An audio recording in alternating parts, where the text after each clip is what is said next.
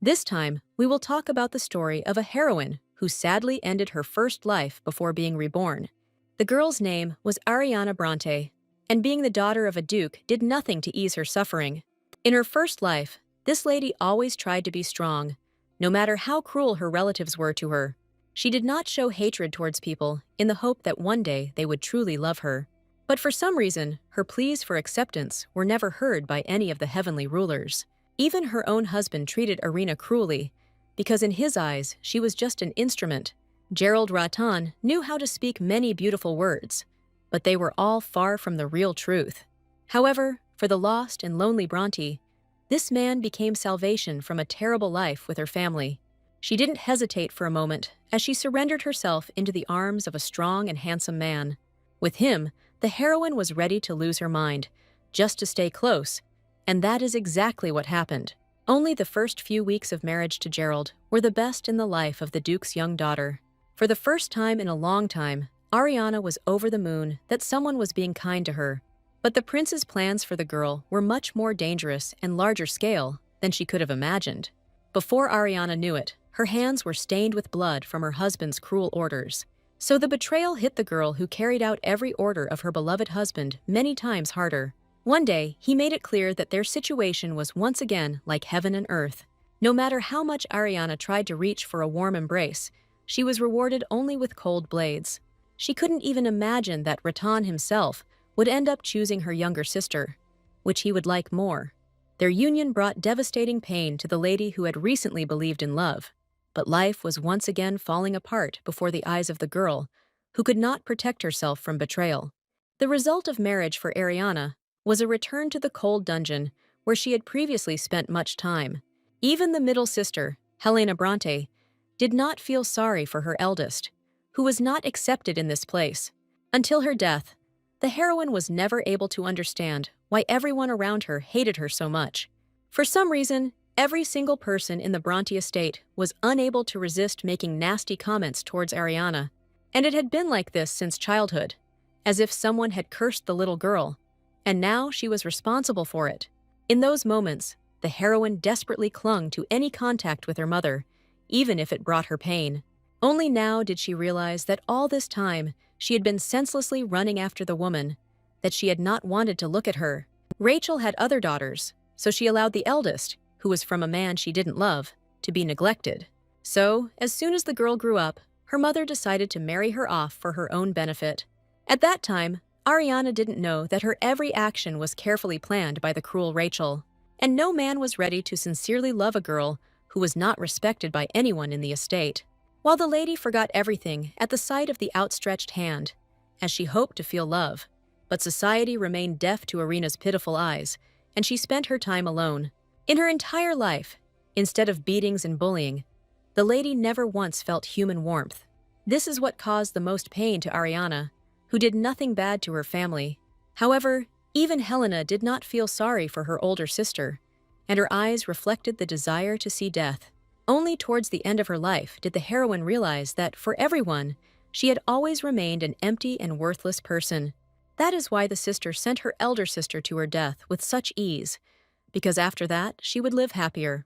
The noose that was hung for Ariana in the dungeon had actually been tightened around her neck since childhood. But the girl stubbornly refused to accept the reality in which no one needed her.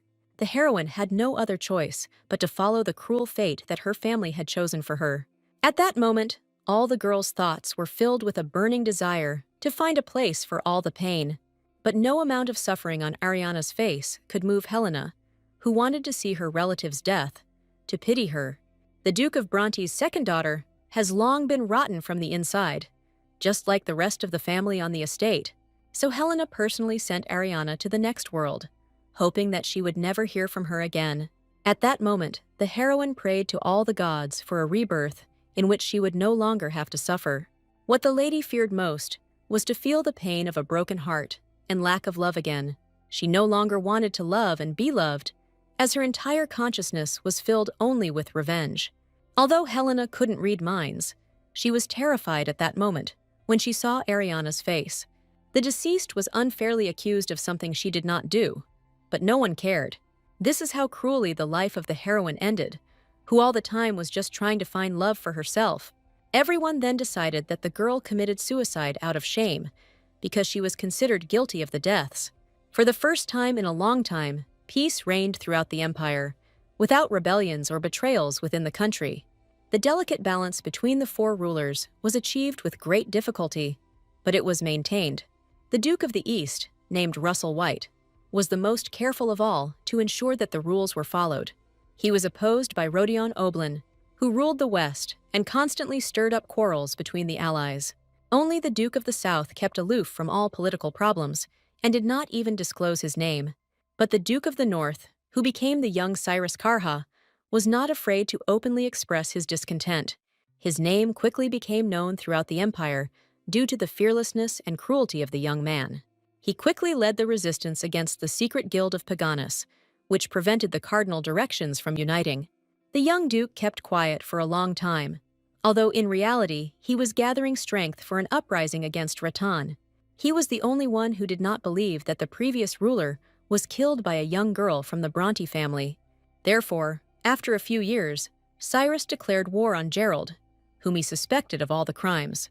This is how he unexpectedly took revenge for the death of Ariana, who was killed by her husband and younger sister. Karka personally cut off the heads of the traitors, who blamed another person for their actions.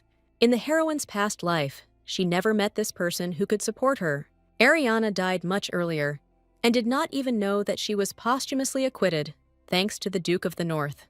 And so it happened that the girl was reborn into her youth, so she was destined to meet the Duke. The guy didn't yet know what future awaited him, but for some reason, he became interested in the blue-haired lady. As soon as the girl opened her eyes after waking up, she couldn't believe what was happening around her. For a long time, Ariana was unable to understand why she remained alive, and even returned to the past. She clearly remembered how she committed suicide under pressure from her sister and remained in a cold dungeon. But now the lady found herself in the past, when she had not yet met Gerald, who had so cruelly destroyed her, and no one around noticed the changes, except the girl herself, who was wary of the family. She has been closely monitoring her relatives for the past few days, trying to come to her senses. The middle sister Helena had not changed a bit, and still hoped for the attention of the Duke of the North. And the younger sister Vittoria paid attention only to her own beauty and status in society. Everything in their lives was calm and peaceful, and they did not even suspect that the future could change. All because Ariana did not intend to relive those terrible events that led to her death. She remembered well how much effort her sisters had put into making her suffer. Therefore, this time, the heroine rejected only one thought about love for loved ones, which she no longer needed. The girl's heart was hardened by the events of the past, and she was no longer able to believe in miracles. As before, everyone in the estate treated Ariana badly, even though she was the daughter of the Duke of the East. Even the maids made the blue-haired lady's life worse, taking out their anger and weakness on her. The heroine managed to forget about the day when she was brought bad food because of a false accusation of theft. The smirk on Louise's assistant suggested that she was the one involved in this unpleasant affair. Ariana forever remembered the shame that this cunning maid of the estate made her experience.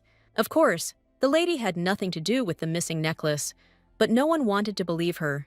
In the past, she refused to eat food that made her look so terrible that even animals wouldn't touch her. The lady's punishment was beatings, which attracted Bronte's grandmother, although she rarely appeared. But all of Ariana's words never reached the ears of the madam, since the evidence was against the miss. Louise had thought everything through in advance, so at the right moment, she took out the hidden necklace from under the table. That's how terribly that day ended for the heroine, who in fact did nothing bad. But this time, the girl was ready for all the meanness from the maid who wanted to blame her. Louise was stubborn in her desire to force the young lady to eat this inedible food. The maid took advantage of the fact that all the aristocrats of the estate openly laughed at the daughter of another duke. That's why she tried so hard to please her owners, completely sharing their unpleasant mood. The servant's soul and heart had long been rotten, so she felt no pity for poor Ariana. The assistant was happy to see the efforts of the blue-haired girl who did not fight back. Usually, servants were not allowed to offend those who were higher in status, but in this case, Louise should not be punished. Only this time, the heroine's eyes did not go out, as the fire of hatred inside her was much stronger. She saw that even the clothes on this servant were much better than those that were brought to her. But the assistant did not leave the lady any chance to rest, as she increasingly enjoyed mocking her. Louise quickly got into the swing of things when she noticed that Ariana, for some reason, didn't even try to resist. But the Duke's daughter's gaze remained just as determined, which frightened the maid. The heroine felt power in this situation, despite the fact that she was the one being beaten the whole time. But the girl had a plan, so she took all the beatings so calmly in order to achieve more. Ariana understood perfectly well that she could not openly confront her offenders. So, although Louise clearly noticed the change in her behavior, the lady herself maintained a calm face. The assistant really did begin to think that someone else had appeared in the place of the blue-haired lady. Before she could formulate this thought, Ariana suddenly doubled over as if she was in pain. Miss had not allowed herself to show weakness before, but now there was no other way. She quickly brought the assistant, who expected fortitude and tolerance from the Duke's daughter, to panic. What the maid feared most was that she would now be left with the guilt for the lady's condition on her conscience. Louise was selfish enough not to want such an end for herself in the estate, so she ran for help, not even noticing that Ariana was just pretending to be sick. None of the girls knew that the Duke of the North and his assistant had been watching them all this time.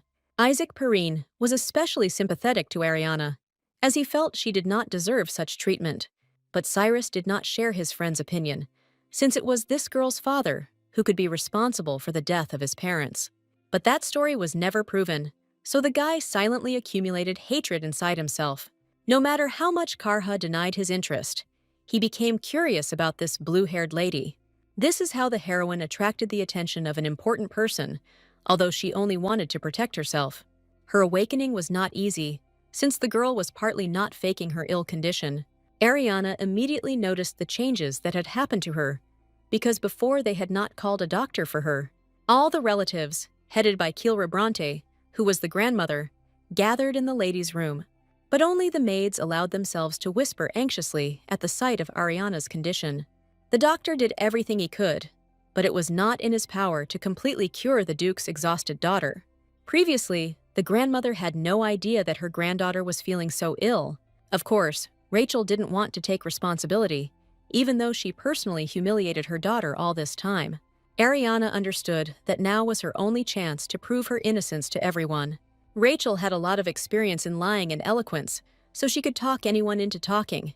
Unfortunately, Killier had rarely visited the estate lately, so she didn't know about the attitude towards Ariana. Madame didn't like what she saw, but she couldn't even imagine how things really were. So the heroine didn't wait any longer, because it was important for her to justify herself in the eyes of her grandmother. No one expected the blue-haired lady to talk again about not stealing anything. But Rachel was afraid of being disgraced in front of Killier, so she didn't want her daughter to speak.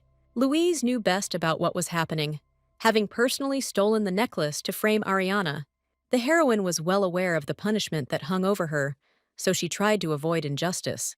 For the first time in a long time, her words made her grandmother think that something was going on in the estate.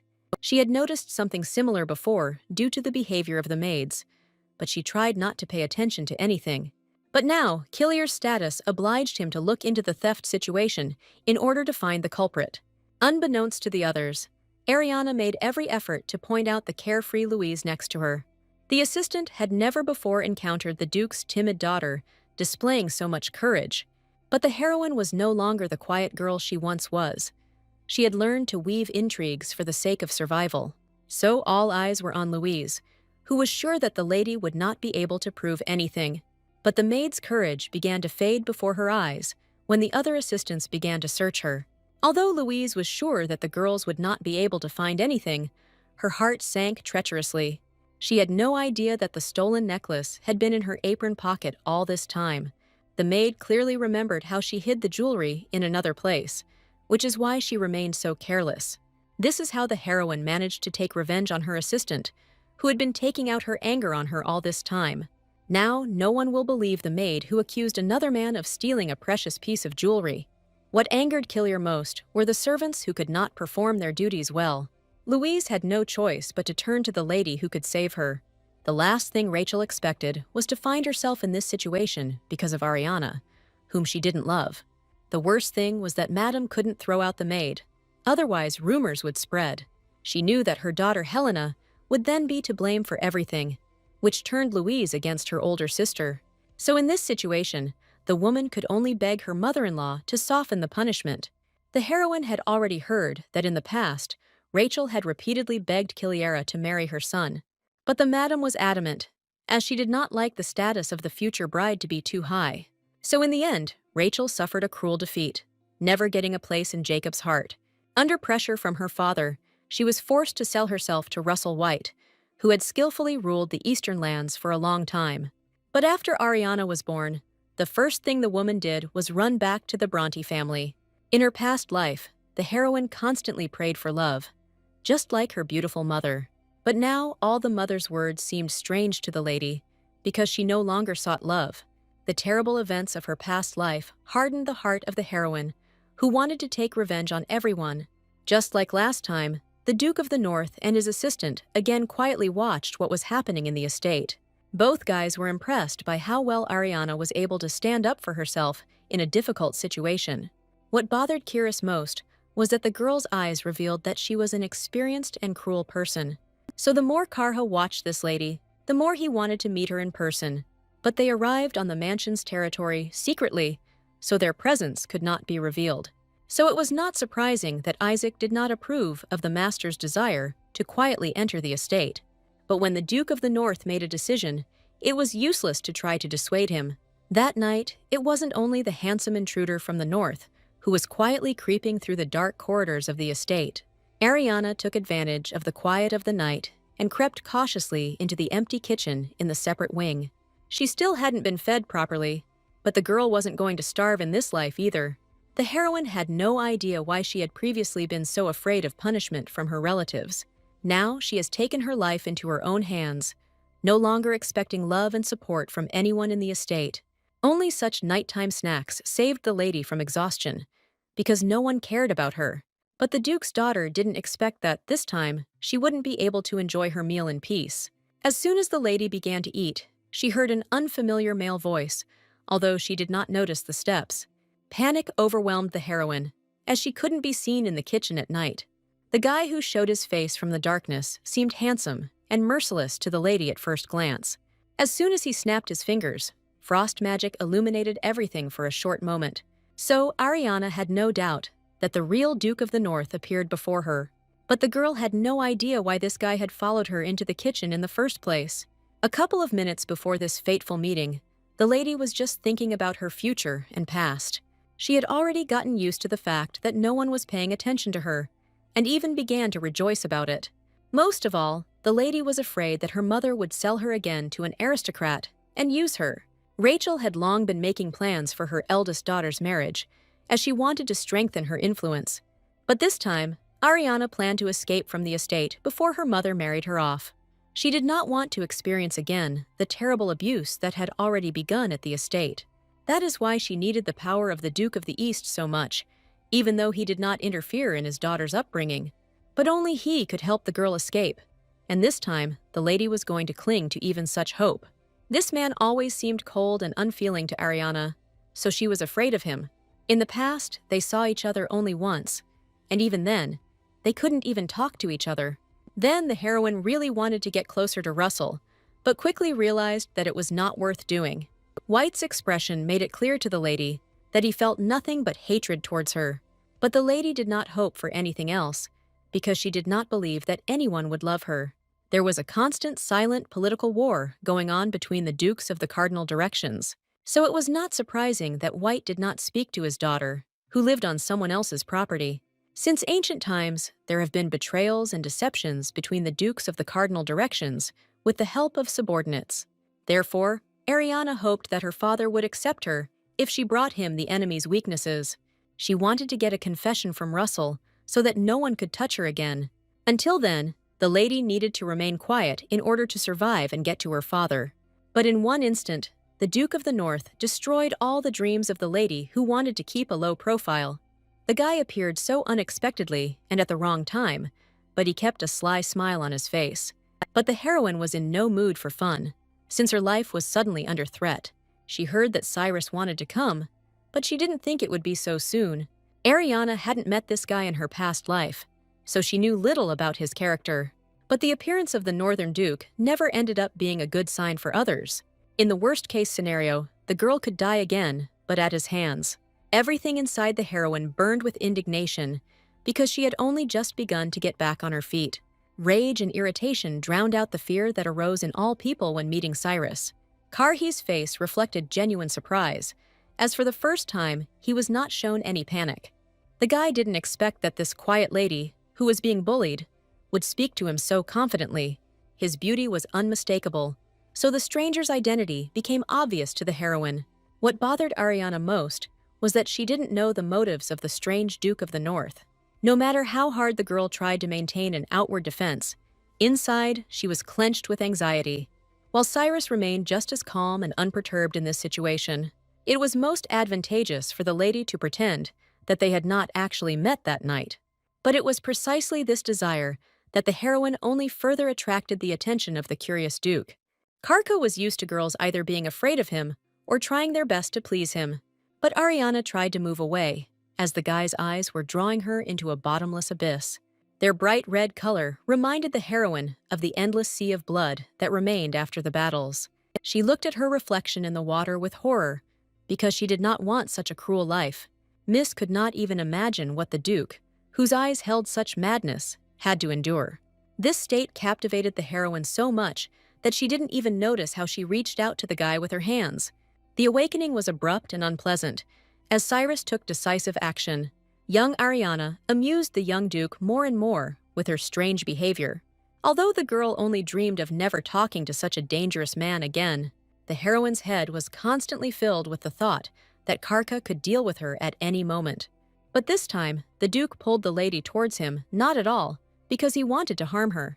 It so happened that on this very night, the maids were sent to the kitchen to fetch food for Helena. The assistants had clearly only recently gotten out of bed due to the whims of their beloved daughter, Rachel. The girls were discussing the latest gossip in the estate, unaware that they were not alone. In this situation, the heroine was even grateful to the Duke for such a quick reaction. No matter how much she resisted being close to the guy, there was no other way out now. The maids were still desperately searching for chocolate in the kitchen, gradually approaching the shelter. More than anything in the world, Ariana was afraid that her assistants would find her in the closet with the Duke. But there was no rescue, since one of the maids still opened the doors to the utility room. Horror froze on the heroine's face. After this discovery, her whole life could have ended. But suddenly, the assistant simply walked past the guy and girl as if they didn't exist. Ariana couldn't have imagined such a development of events, even in her wildest dreams. The maid acted as if she really hadn't noticed, either the Duke's daughter or Kiris Karhu. This circumstance raised many questions in the lady, who had hardly encountered magic before.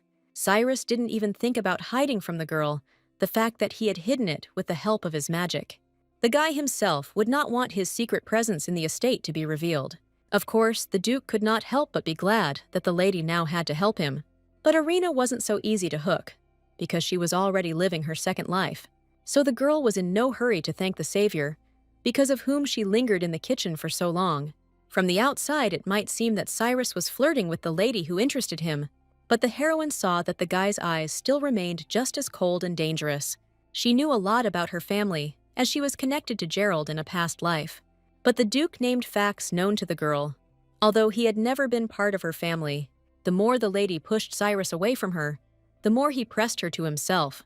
The heroine's thoughts were completely confused, because she could not understand this man's motives. When he told her details about the Bronte family, Ariana tried to look surprised.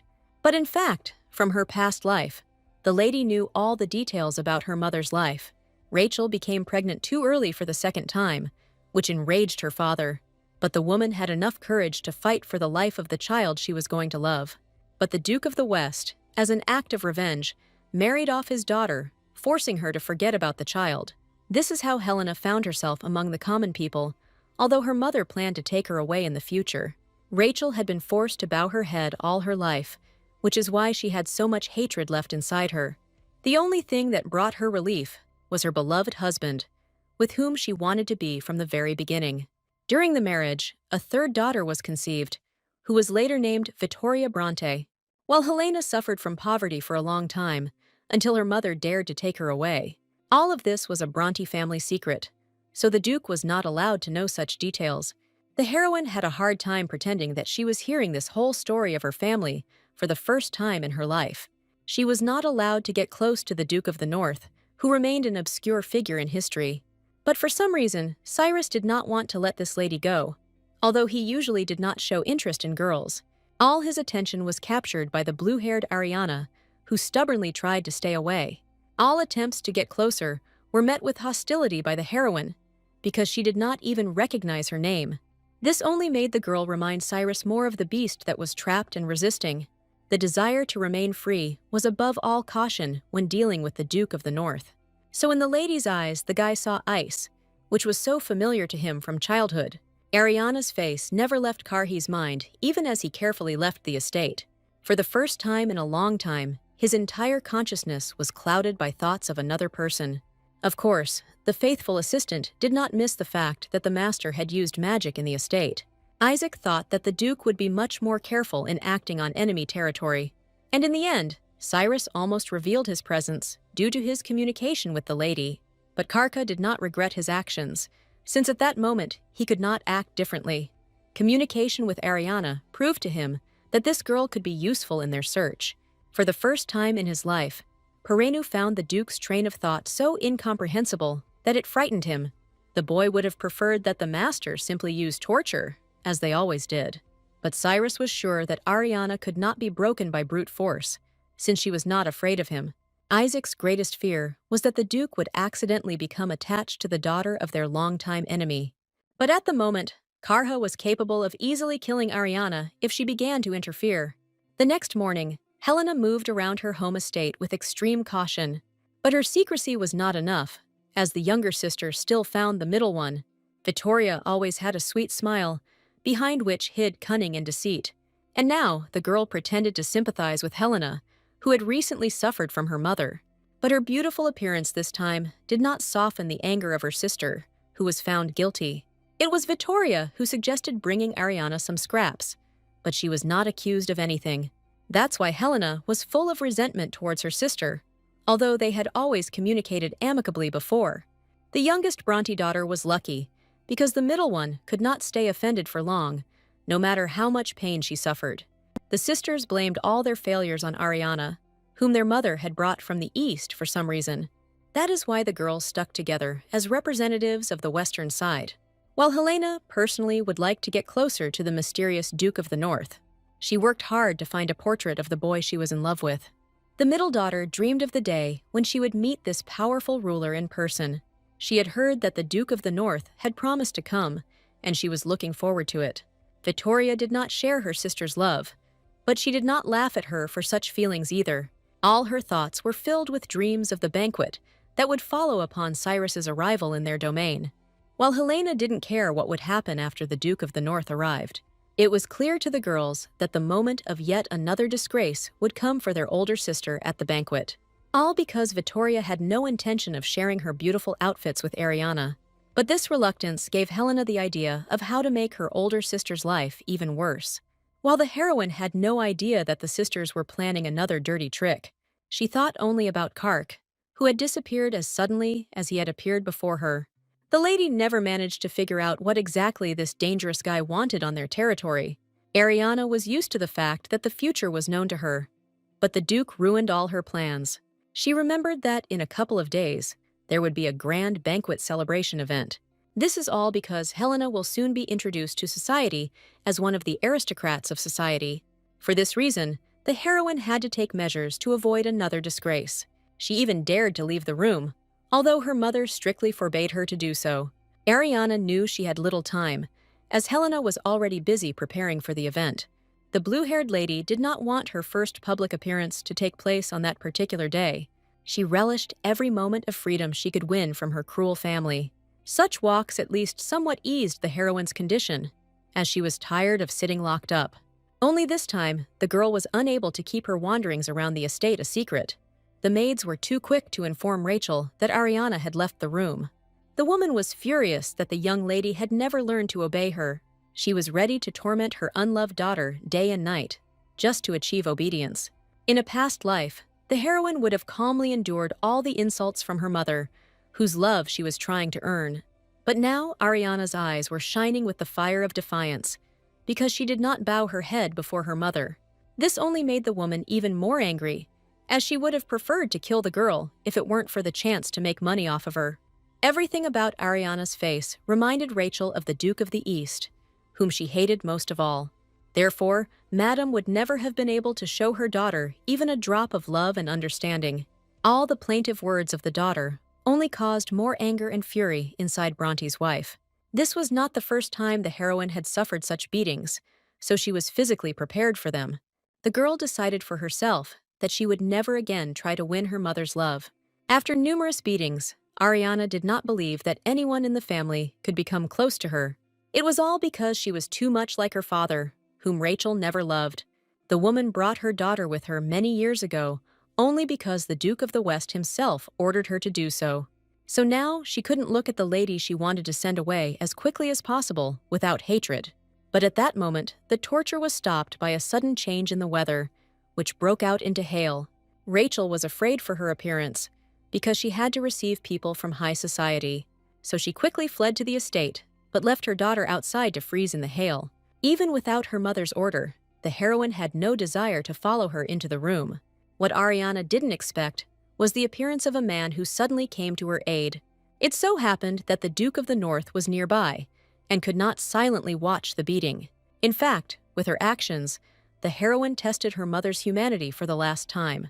And now she was finally convinced that she shouldn't have reached out to this woman. Just when the lady was thinking that she would use any chance to save herself, the Duke appeared. The girl had no doubt that it was Cyrus who had spoiled the weather with his magic.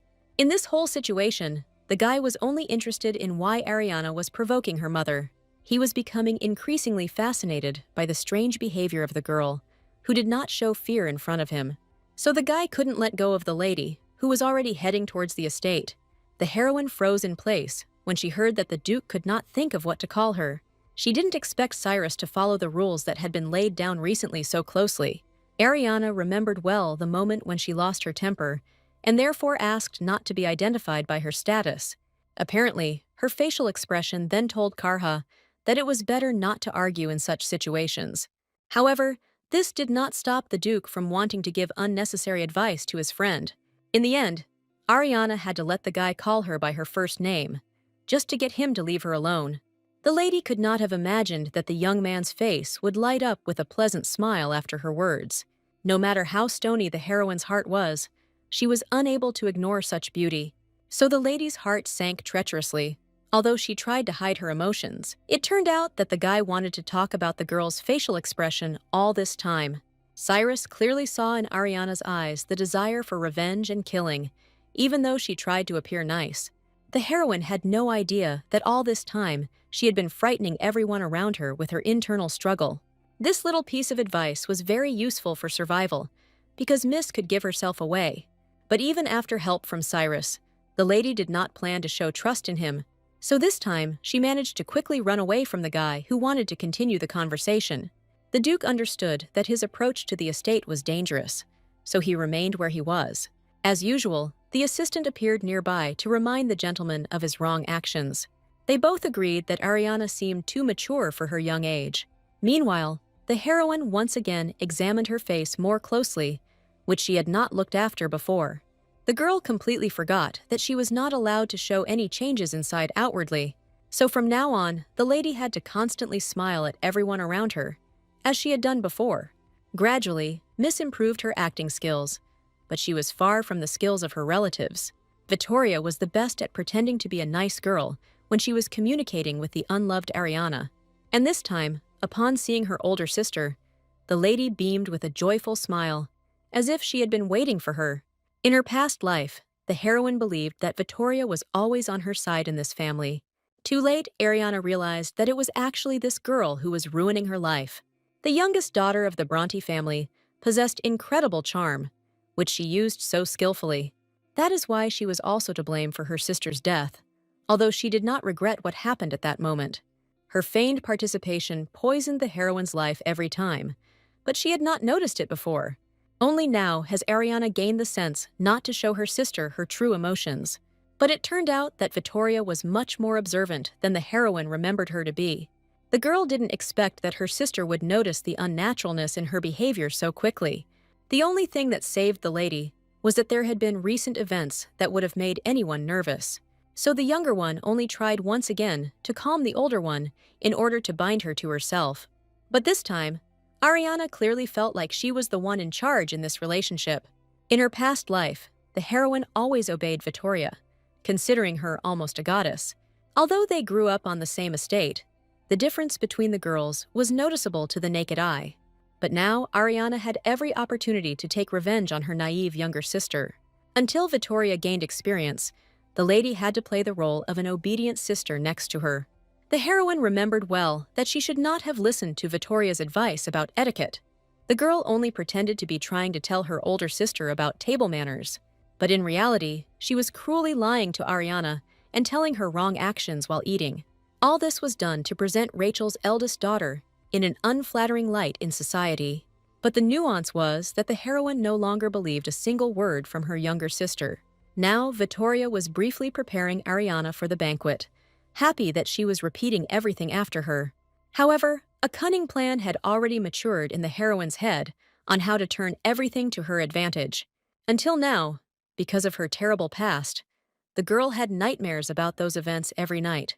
Most of all, the lady was worried about the banquet, at which she was cruelly disgraced in front of everyone. At that time, all the aristocrats only discussed the strange actions of the daughter of the Duke of the East from the sidelines. But Ariana sincerely tried to achieve love and acceptance from her family and adults. But it all ended in shameful and public humiliation, because the lady did not know the rules of behavior in society. Although all this was in the past, the heroine could not get those events out of her head. All these dreams were a signal to the girl that she should remain just as careful. She didn't show her tears to anyone, but when she was alone, she allowed herself to indulge in emotions. At the banquet last year, Vittoria made a laughingstock of Ariana, and the lady remembered it forever. But now the heroine was going to do everything possible to win the event. She knew that if she caught the attention of Duchess Juliana Rabenta, everything would change. So the lady's future directly depended on her actions, which could again turn out sad. But Ariana wasn't going to die because of her relatives who never gave her love. Meanwhile, carriages carrying aristocrats had already begun to arrive at the Bronte family estate for the banquet. Isaac watched this action from the sidelines, as his master had no intention of joining the festivities. The assistant himself would not be opposed to Cyrus impressing everyone with his appearance in front of the people. But Karha did not want to be a puppet at the behest of others, and therefore did not take part in the banquet. Perrin didn't expect any other answer from Cyrus, who always preferred to observe secretly from the sidelines. He had long since noticed that all the attention of the Duke of the North was now focused on young Ariana. Karka deliberately took a good observation position so that he could constantly see the girl's room. So he was able to notice that the lady stubbornly refused to wear a dress that looked extremely strange for a banquet. The Duke liked the fact that the lady carefully looked after her image, although no one respected her. A few hours later, all preparations for the opening of the banquet at the Bronte estate were completed. As soon as Juliana, who was one of the important guests of the event, arrived, people surrounded her. Rachel had been waiting for a long time for an opportunity to get at least a little closer to this woman. That's why she brought her daughters in advance, because they could be married to someone from Madame's family. Helena tried harder than anyone else to attract the attention of Duchess Rabenta, because she was soon to go out into society. The girl specifically invited Ariana so that she could look much better next to her. Only the daughter forgot to warn Rachel that the older lady would also come to the event. As soon as the heroine appeared, rumors from the aristocrats immediately began to spread throughout the ball. The whole point was that Ariana managed to maintain dignity in her look, despite wearing an awful dress. The lady didn't even think about being embarrassed about her appearance, because she wanted to show everyone what her relatives had driven her to. That's why Ariana had a bright smile on her face, because this time she didn't forget to control her emotions. Rachel was instantly furious at the sight of her eldest daughter, who was dressed up like that for the banquet. She realized that it was already too late to hide the girl from prying eyes. The hardest part of this situation for Rachel was having to keep up a mask of emotion. Bronte's wife wasn't the only one shocked by Ariana's appearance at the event. Vittoria was confident that the eldest would wear the very dress that she had prepared for her in advance. In the end, the girl could not be considered a laughingstock because she evoked pity in everyone around her. Bronte's youngest daughter knew she urgently needed to get Ariana out of the banquet hall, but Helena decided to take advantage of her ugly sister to look good in comparison. This behavior of the sister only played into the heroine's hands, which attracted a lot of attention from the outside. The aristocrats watched in horror as the only girl wore such a dress. No matter how hard Rachel tried, she couldn't hint at getting her daughter out of the banquet hall. The heroine pretended not to understand anything and continued to show the injuries from the beatings. These terrible bruises did not hide from the eyes of Rebenta, who did not forgive such behavior. Vittoria quickly noticed that her mother needed help in covering up the abuse of her sister. She knew how to play brilliantly in public, touching everyone with her innocence and beauty. But this time, Ariana easily got around her sister, as she knew in advance about all the words of her relatives. This is how the heroine achieved the fact that now all the aristocrats thought only about her condition, and the family could do nothing about the condemnation that poured down on them from the outside. Ariana wasn't afraid of losing her reputation, which is why she acted so boldly at that moment. In the end, the girl's plan was crowned with success because the aristocrats turned against Bronte. None of the banquet hosts expected that they would be blamed for the Duke's daughter's condition, while the heroine didn't even need to pretend to be weak because she was truly hungry. People from high society were so kind that they could not ignore the hungry miss. This is how Helena remained out of the spotlight, even though this event was meant for her. Everything inside the girl was seething with anger because everyone began to think only about Ariana. The middle daughter was sure that her beauty would outshine everyone at this banquet, but this did not happen. According to Vittoria's plan, Ariana was to become a laughingstock for the aristocrats around her. And in the end, the fair-haired lady had to watch as her rival was praised from all sides. Vittoria was most frightened when she noticed that Ariana was suddenly offered tea with concern. Only she knew that now the girl would attract even more attention from the aristocrats. People were indeed surprised by the loud way in which the lady drank her tea. None of them expected that the manners of the Duke's eldest daughter would be so terrible. While the heroine successfully made a surprised face, because Vittoria showed her this method, Bronte's youngest daughter realized too late that all the blame would now be shifted onto her. This is how skillfully Ariana dealt with all the stupid ridicule her younger sister made towards her. People refused to believe until the very end that the blue-haired lady had been treated so badly. Only the Duchess, who was the most important guest at the banquet, could prevent all the gossip. It was her words that Rachel was afraid of, because she understood that there was a big difference in status between them. After everything he saw, Rebenta had an extremely bad impression of the Bronte family. It was this kind of disapproval that Rachel, who was used to begging for approval, feared most in life. From now on, the Duchess had no trust in the woman who had brought her daughter to such a state. That's how easily Rachel lost the opportunity to become closer to Rebenta, which she had been betting so much on. This situation hit hard the woman, who always strived for a higher status. But now such a thing was impossible, since Rebenta had turned away from her forever. Instead, all of Madame's attention was focused on the heroine, which is what the lady had originally wanted. Juliana has always tried to support young girls who found themselves in difficult situations, so she invited Ariana to her banquet in the hope that the family would take this lady in. In the end, the whole event ended sadly, because the terrible truth about Bronte was revealed. The heroine was not surprised when they once again took physical revenge on her for all the humiliation at the banquet. Although the lady had suffered greatly, she no longer felt any fear of her foolish relatives. Now her mother was tied hand and foot, because the Duchess supported only Ariana. But before, the lady was afraid that if she told the truth about her family, no one would believe her. However, it all ended with the destruction of Bronte's reputation, because everyone sympathized with the heroine. So Ariana once again wondered why she needed the love of such a family at all. She was used to the darkness, so she didn't even think about shedding tears, because she was locked in a dungeon. But what came as a surprise to the lady was that she heard a familiar voice outside the bars. For the young Duke of the North, there was no place he could not easily reach. What the boy couldn't understand was why Rachel was so desperate to destroy her daughter. Ariana's answer was extremely calm, because she believed that she was simply unlucky to be born into such a family.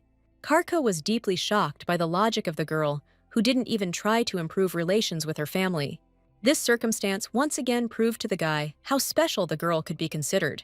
From the outside, he could clearly see how wary she remained at that moment. The Duke still couldn't understand where this young lady's anxiety and fear of people came from. It always seemed to him that all aristocrats were well brought up from childhood.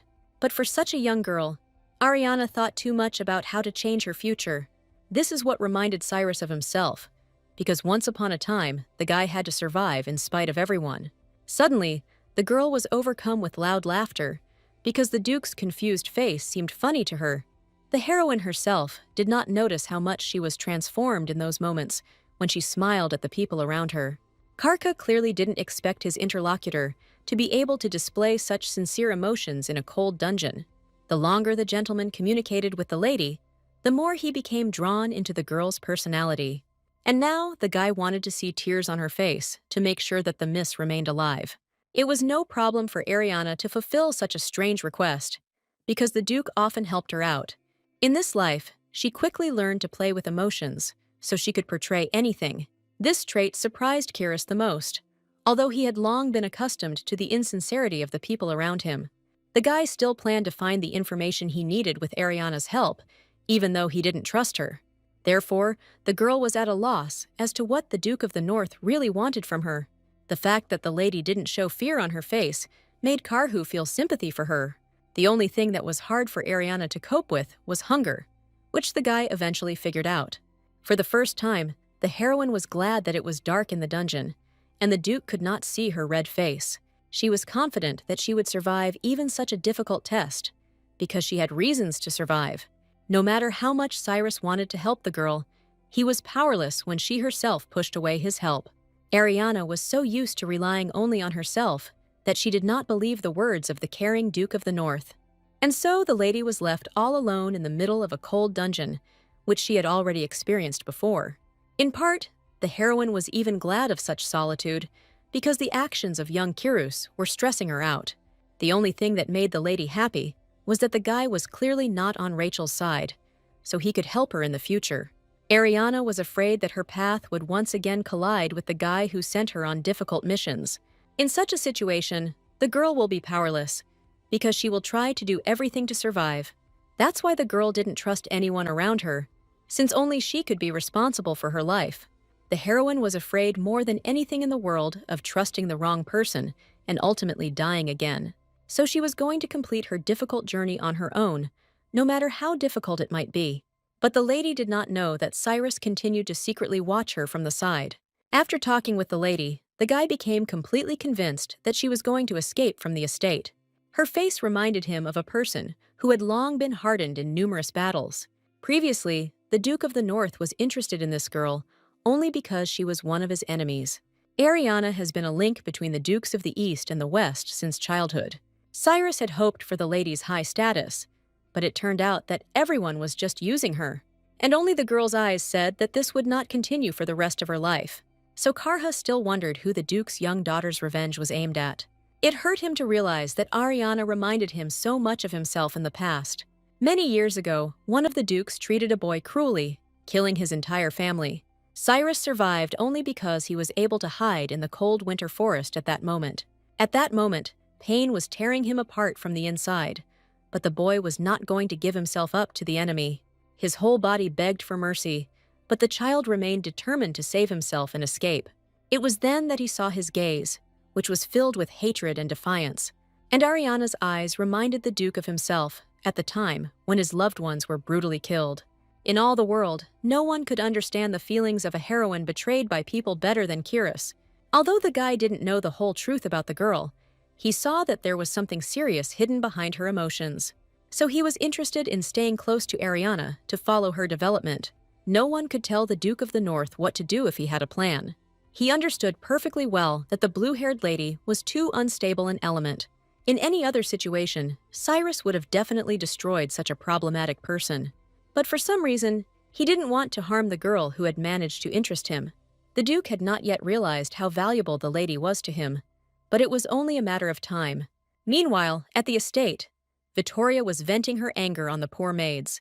The assistants were punished because they were unable to fulfill all the demands of the young lady. And as a result, Vittoria saw with her own eyes how Ariana secretly laughed at her. But the worst thing was that even Helena blamed her younger sister for everything, that she had disgraced her. But the blonde always tried to do everything to make sure that people around her only said good things about her. Their quarrel immediately attracted the attention of Rachel, who hated noise in the estate. The woman did not approve of such behavior between sisters, who were supposed to be role models. Vittoria hoped that at least her own mother would take her side in this sad situation. But Rachel's gaze was full of coldness towards her daughter, who was not the most beloved. For the first time in her life, the girl felt lonely as her mother turned away from her. This hit the fair-haired lady the hardest, as she had too high an opinion of herself. Vittoria couldn't find an answer to the question of why Rachel loved Helena so much. She was afraid that in her mother's eyes, Ariana would take the place of the youngest daughter in the future. And then the same cold dungeon where her older sister sat will await the fair-haired lady. This future was so hateful to Vittoria that furious emotions tore her apart from within. She could barely stand on her feet, and only her strength of spirit allowed her not to fall in front of the maids. The lady was finally convinced that Ariana was the cause of all her troubles. Vittoria noticed that her sister had changed, but she still couldn't find an explanation for it. This is because few people could imagine that the heroine was living her second life. So the girl began to be much more careful about what was happening within the dungeon. She heard clearly how two maids were punished because they did not obey Vittoria. No matter how much the assistants begged for forgiveness, all their words were drowned out by the cruelty of Rachel's daughter. So the girls had to share the fate of the heroine, who was sitting in prison more than once. Ariana remembered that in the past, Vittoria had even been kind to the maids in order to maintain her status. But now the pressure was too much for the young lady, who found herself at fault for everything. It was a small victory for the blue-haired miss, even though she was in a bad position. She heard the sobs of the maids, but at least they were not completely alone in the dungeon. While it was much more difficult for the heroine to maintain body heat in such cold, in her past life, the girl constantly had dreams about her own father coming to pick her up.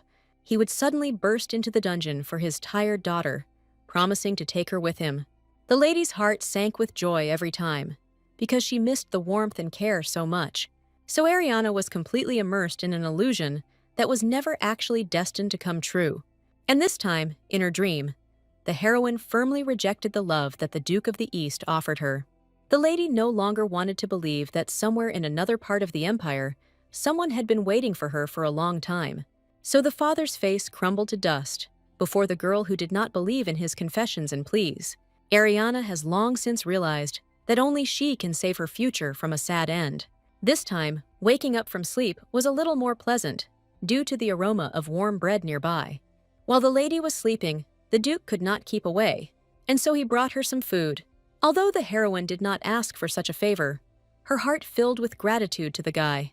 No matter how cold the Duke of the North seemed, for some reason, he showed warmth towards the girl. The guy himself no longer considered his actions a favor, since the lady's survival was important to him. But Ariana didn't trust anyone, and Cyrus was no exception in her difficult life. The more the guy tried to get closer, the more the girl stubbornly pushed him away. And this time, bloody images instantly appeared before the face of the traumatized heroine. It seemed to her that behind every good deed of the Duke, there was always a cunning calculation. That's why Ariana closed her heart to the guy who sincerely cared about her at that moment. The lady thought it would be much more logical if the Duke helped someone who was truly in need. It didn't escape Kyrus's notice that Miss had carefully hinted to him about her sister-in-love. Karha had long known that Helena had hung a portrait with his face in her room, but the heroine didn't know that this circumstance infuriated the cold-blooded Duke of the North to the point of madness. It was Ariana who once helped her sister with the search for the portrait, so she was partly to blame. But for some reason, the girl wasn't afraid that she might be punished by the guy. His smile was quite capable of comforting any girl who had succumbed to anxiety and sadness. That is why the Duke was so surprised at the sight of Ariana that she remained calm and unsociable.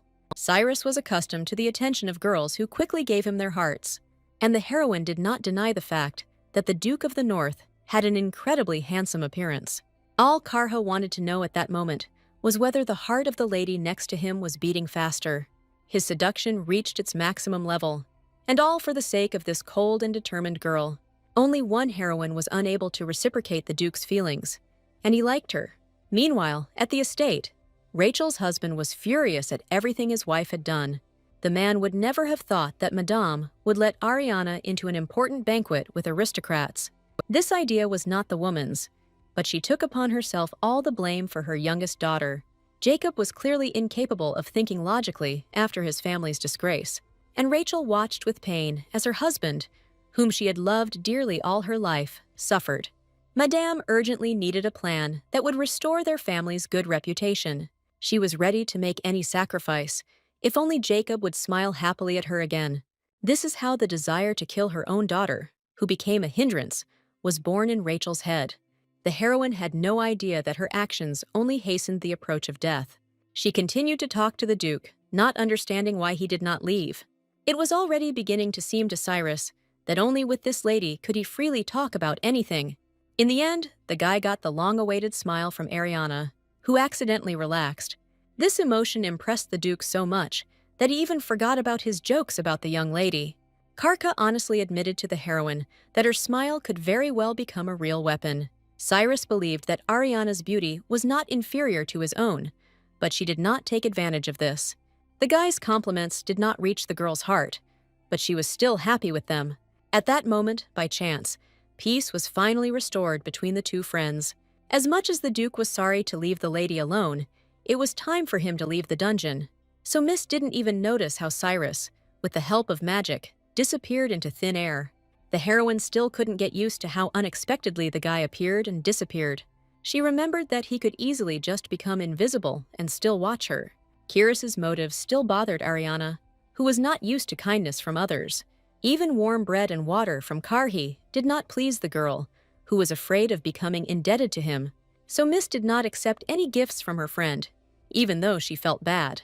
The lady turned out to be right, since the Duke only hid his presence in the dungeon from her eyes. He sincerely did not understand why the lady was so stubborn when she could have eased her condition. As the ruler of the North, Cyrus had many matters that required immediate resolution. His assistants always waited patiently for the master, who had not given any orders recently. Captain Lewis and her second-in-command, Noah, have always been the best at carrying out the Duke of the North's orders, so Karha never doubted that he could entrust them with the most difficult tasks. This was because even the faithful Isaac would periodically fall into a state of rest, something everyone else knew about. That's why Cyrus most often resorted to the help of reliable knights in the form of Lewis and Noah. True, this time the Duke was in no hurry to return to the North, as his assistants expected of him. Unlike Isaac, these two always silently accepted all decisions from the young master. So Cyrus didn't expect that the knights would dare to blame Bronte's eldest daughter for everything. It turned out that such rumors had spread among them because of the talkative Isaac. At first, Noah didn't even realize that with such words, he had brought down upon himself the full wrath of the Duke of the North. What Karka disliked most was when his assistants discussed his actions behind his back. Luckily for her friend, Lewis knew exactly how to avoid all the wrath of the emotional Duke of the North. So soon, Cyrus himself turned his attention to the Bronte estate, which was nearby. A few days later, the heroine was finally released from her starving confinement in the dungeon. At that time, the girl did not yet know that the Duke had decided to stay nearby for about a week. But instead, Ariana was greeted by her beautiful younger sister with a sweet smile on her face. Vittoria didn't miss a single opportunity to throw dust in the eyes of her unloved elder. So the heroine had to endure her sister's company, although she would have preferred solitude again. During the time the lady spent in the dungeon, she forgot how attentive Vittoria could be. The blonde kept a smile on her face, but all her actions were full of feigned concern.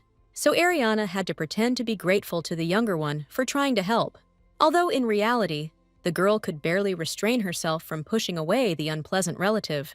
In this life, the blue-haired lady was better at hiding her true emotions from everyone. So young Vittoria thought that she was able to deceive her stupid older sister. But in reality, this was not so. But the heroine could not reveal all her knowledge. As soon as the girl entered the room, she heard one of the maids approaching. However, Ariana had never seen this assistant before in the estate, which noticeably surprised her. Only a few people knew that it was Lewis, who introduced herself as Rosalind. The incredible obedience of the new maid immediately caught the eye of the attentive heroine. The lady couldn't help but take advantage of this, as she was still planning to escape. She did not feel sorry for any of the decorations that were brought purely for the sake of decency. Rosaline listened surprisingly attentively to Mrs. request that she find the merchant. As soon as her assistant left to carry out the task, Ariana turned her attention to the food.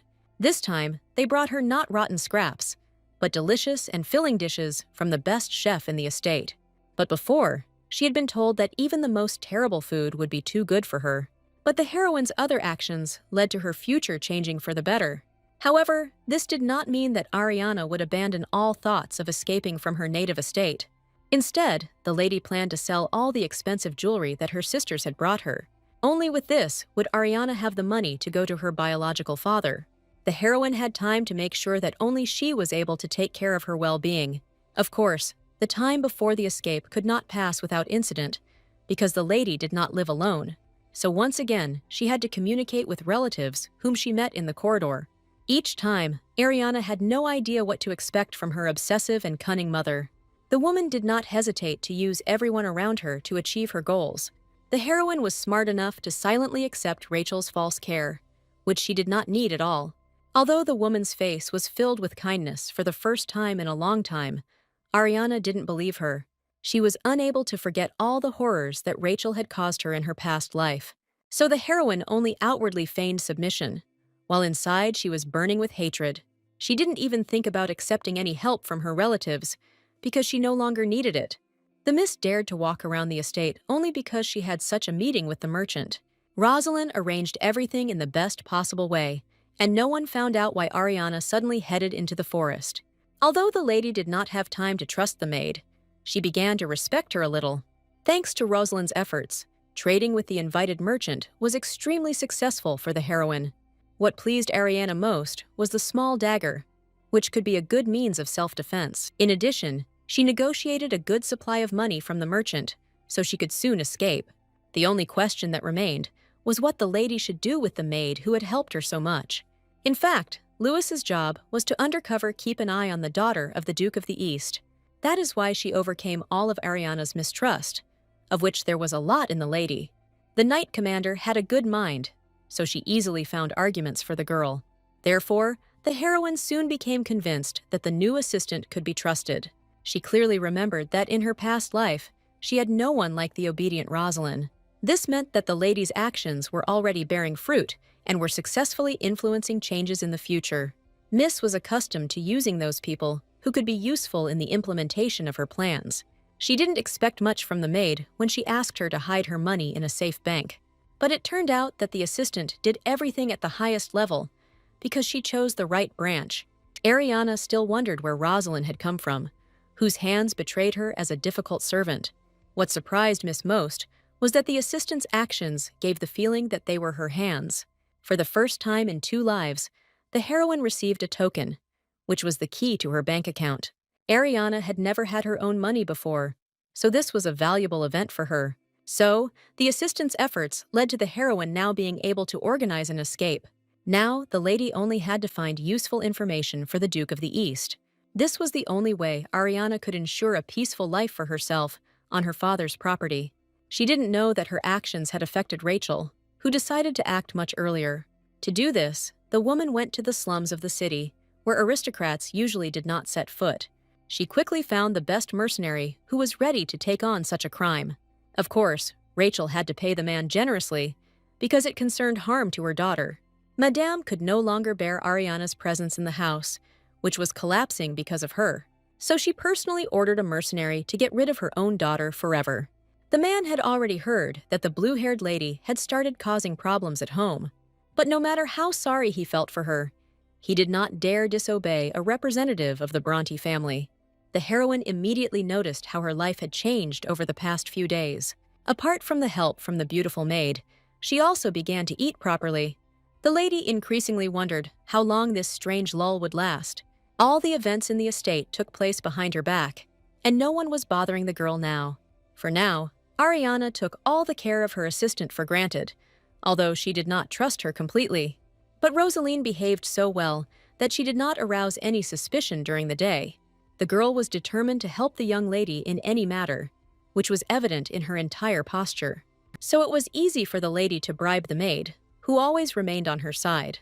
And today, the heroine needed Rosalind to lie to everyone that they were together. Since Ariana generously rewarded her assistant, she had no problem fulfilling even the strangest requests. The heroine prepared herself this way because her mother, for some reason, called her to her place for the first time. So Rosalind was given some strange demands, which the maid promised to fulfill. The lady herself headed towards Rachel, fully aware that there was some kind of catch behind her conversation.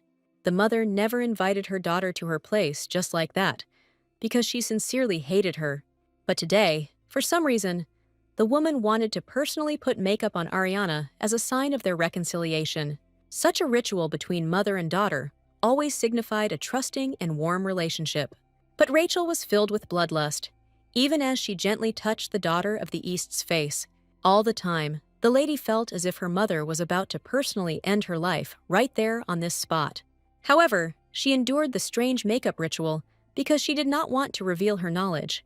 Ariana didn't like the kindness from her mother at all, from whom she expected only bad things, and the request from Madame was not long in coming, because she needed her daughter to go to the gazebo.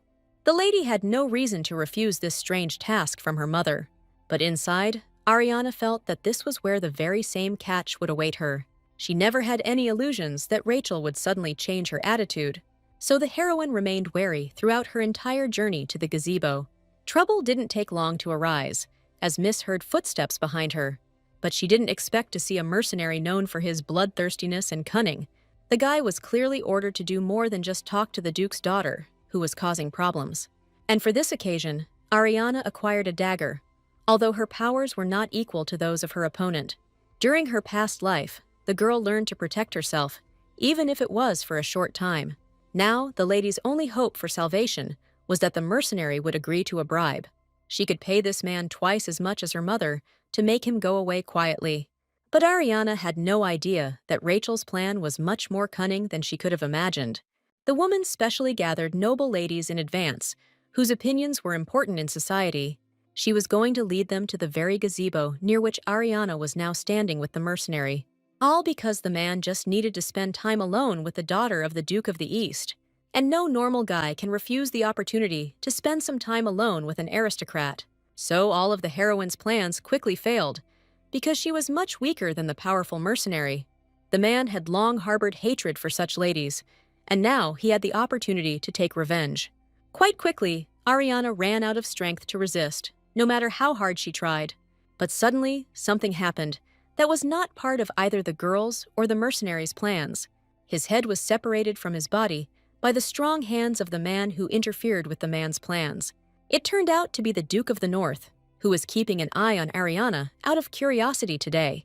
Cyrus could not stand aside when he saw what almost happened to his enemy's daughter. The heroine didn't even think to count on the help of her friend, but his appearance turned out to be very convenient. The lady had no idea what she would have done if the Duke had not helped her once again. His face remained just as serene, even though he had just killed a man. So Ariana hid the fact that inside she was shaking with incredible fear.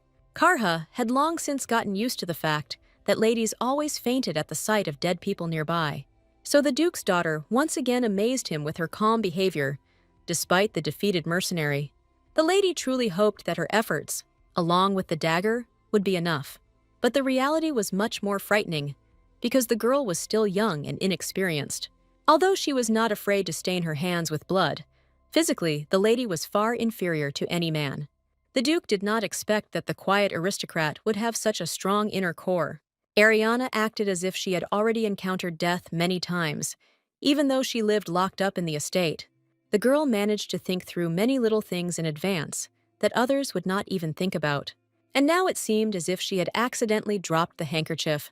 But this was one of the key details of her plan. Vittoria's name on the handkerchief suggested to the Duke that it would be better to leave the item at the crime scene. Now it was up to Cyrus, since he had gotten involved in this matter, to help Ariana. So he ordered his assistant to bring guards as quickly as possible to investigate the murder. Meanwhile, Vittoria ran as fast as she could to the gazebo, as she had recently received a letter from her mother. The The girl had no idea why Rachel hadn't personally invited her to meet the aristocrats. But what surprised Madame most of all was the sight of her daughter, since she had not called her at all. The fair-haired lady had no idea that her letter was not written by her mother at all, so the woman was only angry at her daughter for violating her request to stay on the estate. This behavior of her mother surprised Victoria so much that she expected a completely different result. In fact, all the other ladies were not opposed to Bronte's daughter joining them. But this was not part of the plans of the woman, who had thought out the entire walk down to the last detail. She paid most attention to the aristocrat, who was difficult to invite to tea. Bronte's wife's plan was to lead the noble ladies to the gazebo, where Ariana and the mercenary were supposed to be. In this way, Rachel intended to bring about her daughter's downfall in the eyes of all high society. No lady was allowed to bring unknown men into the house, so the girl would not be listened to. And it would have been easy for Rachel to pretend that she was grief-stricken and didn't want to show her daughter to anyone. So the woman was eagerly awaiting the moment when everyone would see Ariana in the arms of the mercenary. She planned everything so carefully that she had no doubt in the success of her insidious plan. But the faces of the aristocrats suddenly reflected fear, instead of surprise and hostility towards the situation. Rachel never imagined that she would find only a long-dead mercenary inside the gazebo. His head and body lay in the same place where the Duke of the North had deliberately left them. At exactly that moment, the investigator appeared near the gazebo, having arrived in response to a report. His appearance left the woman with no doubt that a real murder had taken place. What bothered Rachel most was that the guards appeared at a time when Ariana was not visible. The presence of the chief investigator himself made it clear to Madame that everything had not gone according to her plan. It was already enough that the mercenary she hired somehow ended up dead in the middle of the gazebo.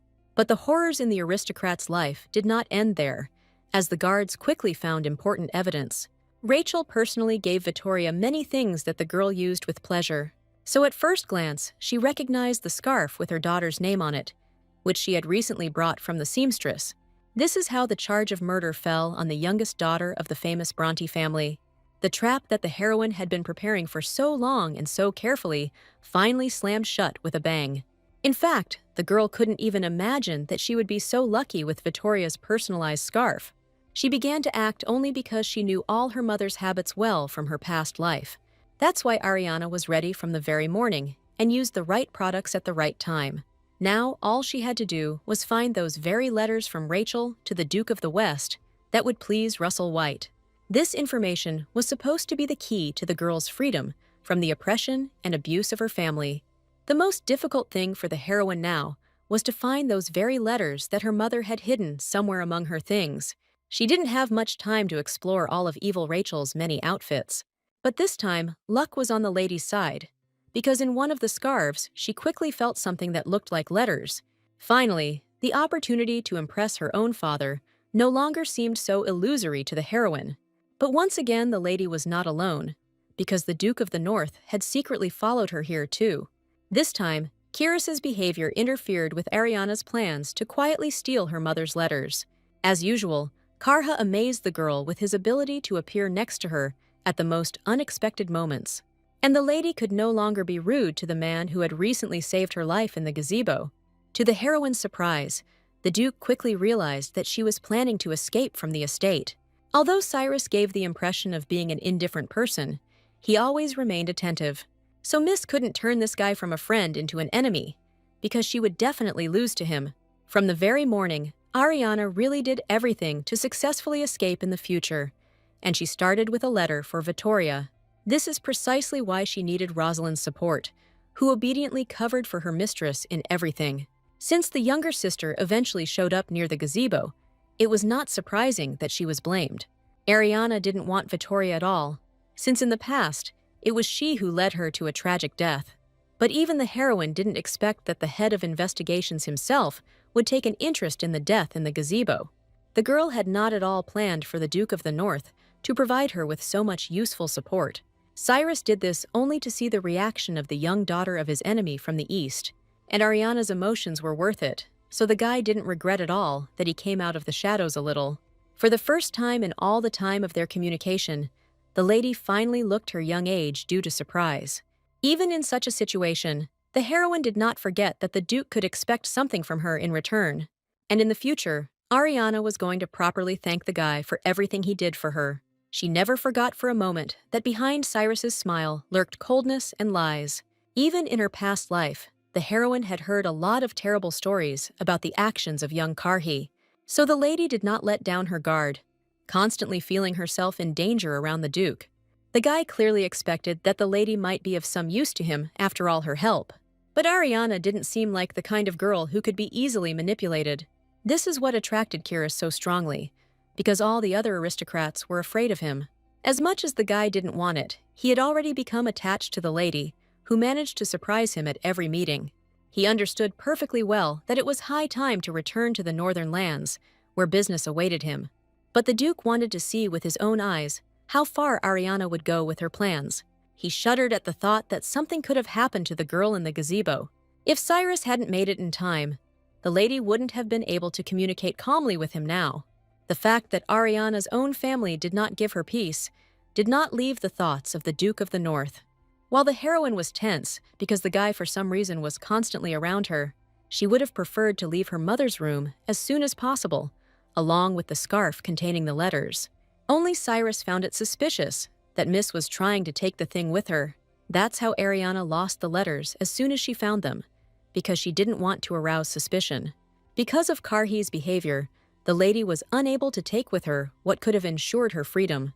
So the girl's whole body burned with rage and powerlessness because the guy had ruined her plans. This circumstance once again reminded Ariana that she should rely only on herself. She could not have imagined that her interest in the scarf would not go unnoticed by the Duke. The guy noticed this thing by chance, but ended up finding something much more interesting.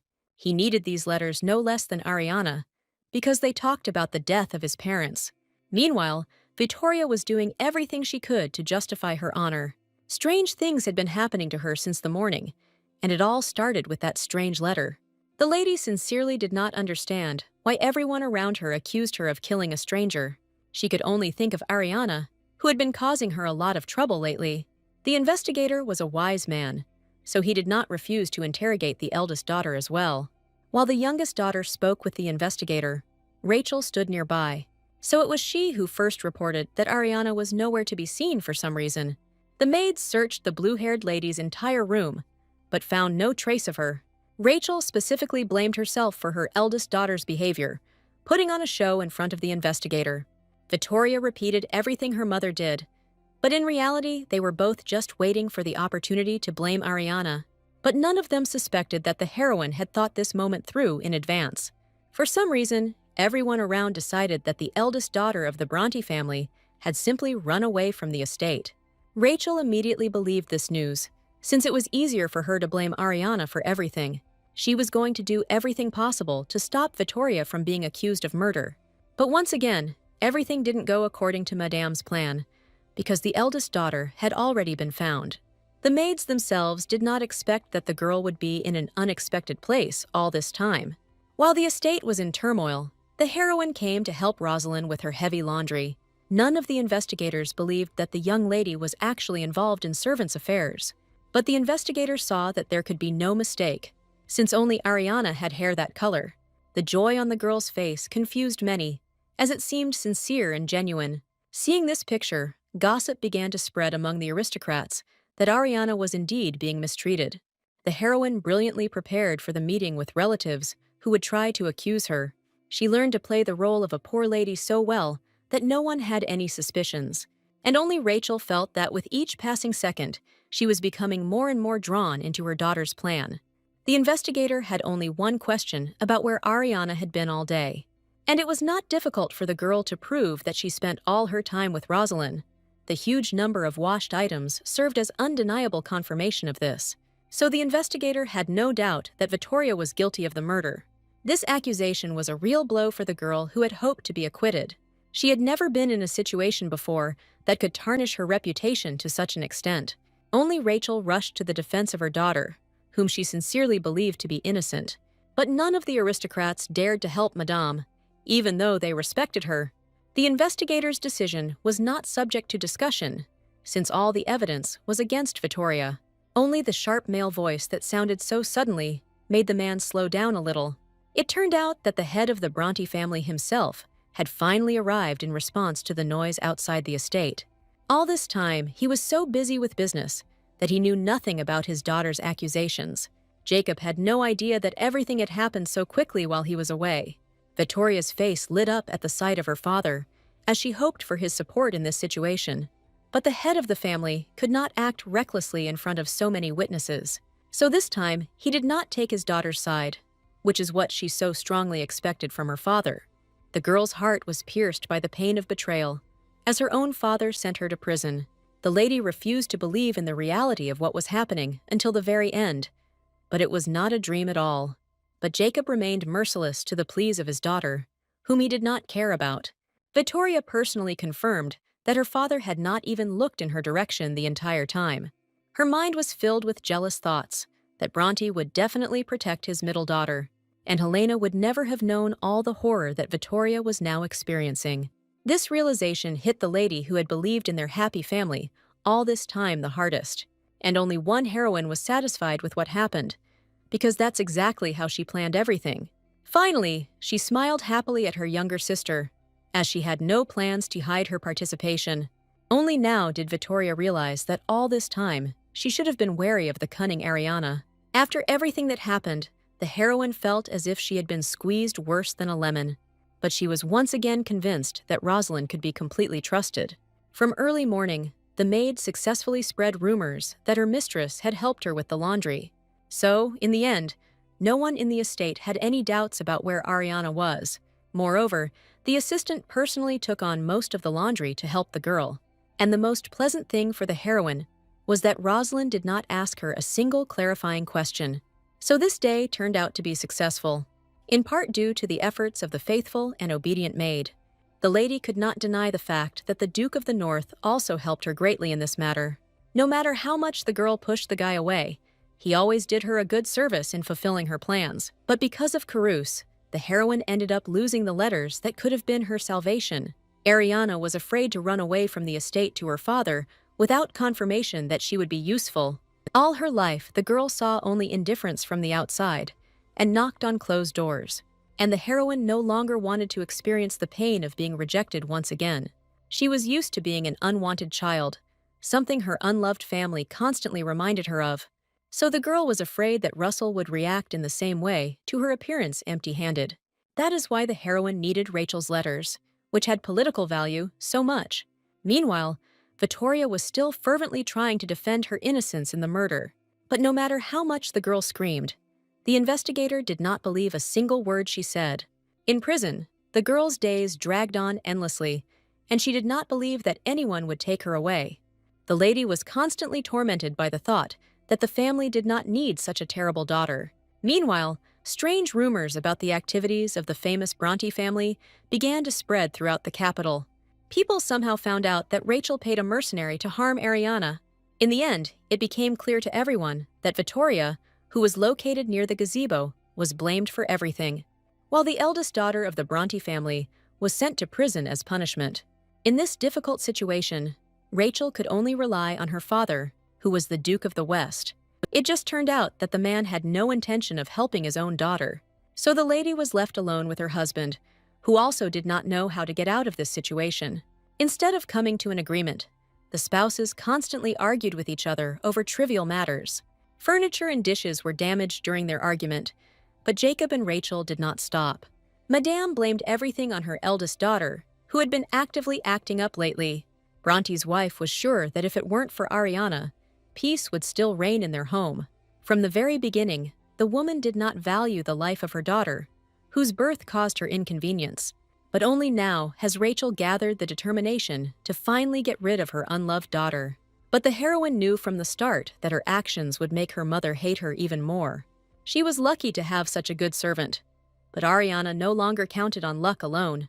It was necessary to flee the estate soon, before it became too bad to live there.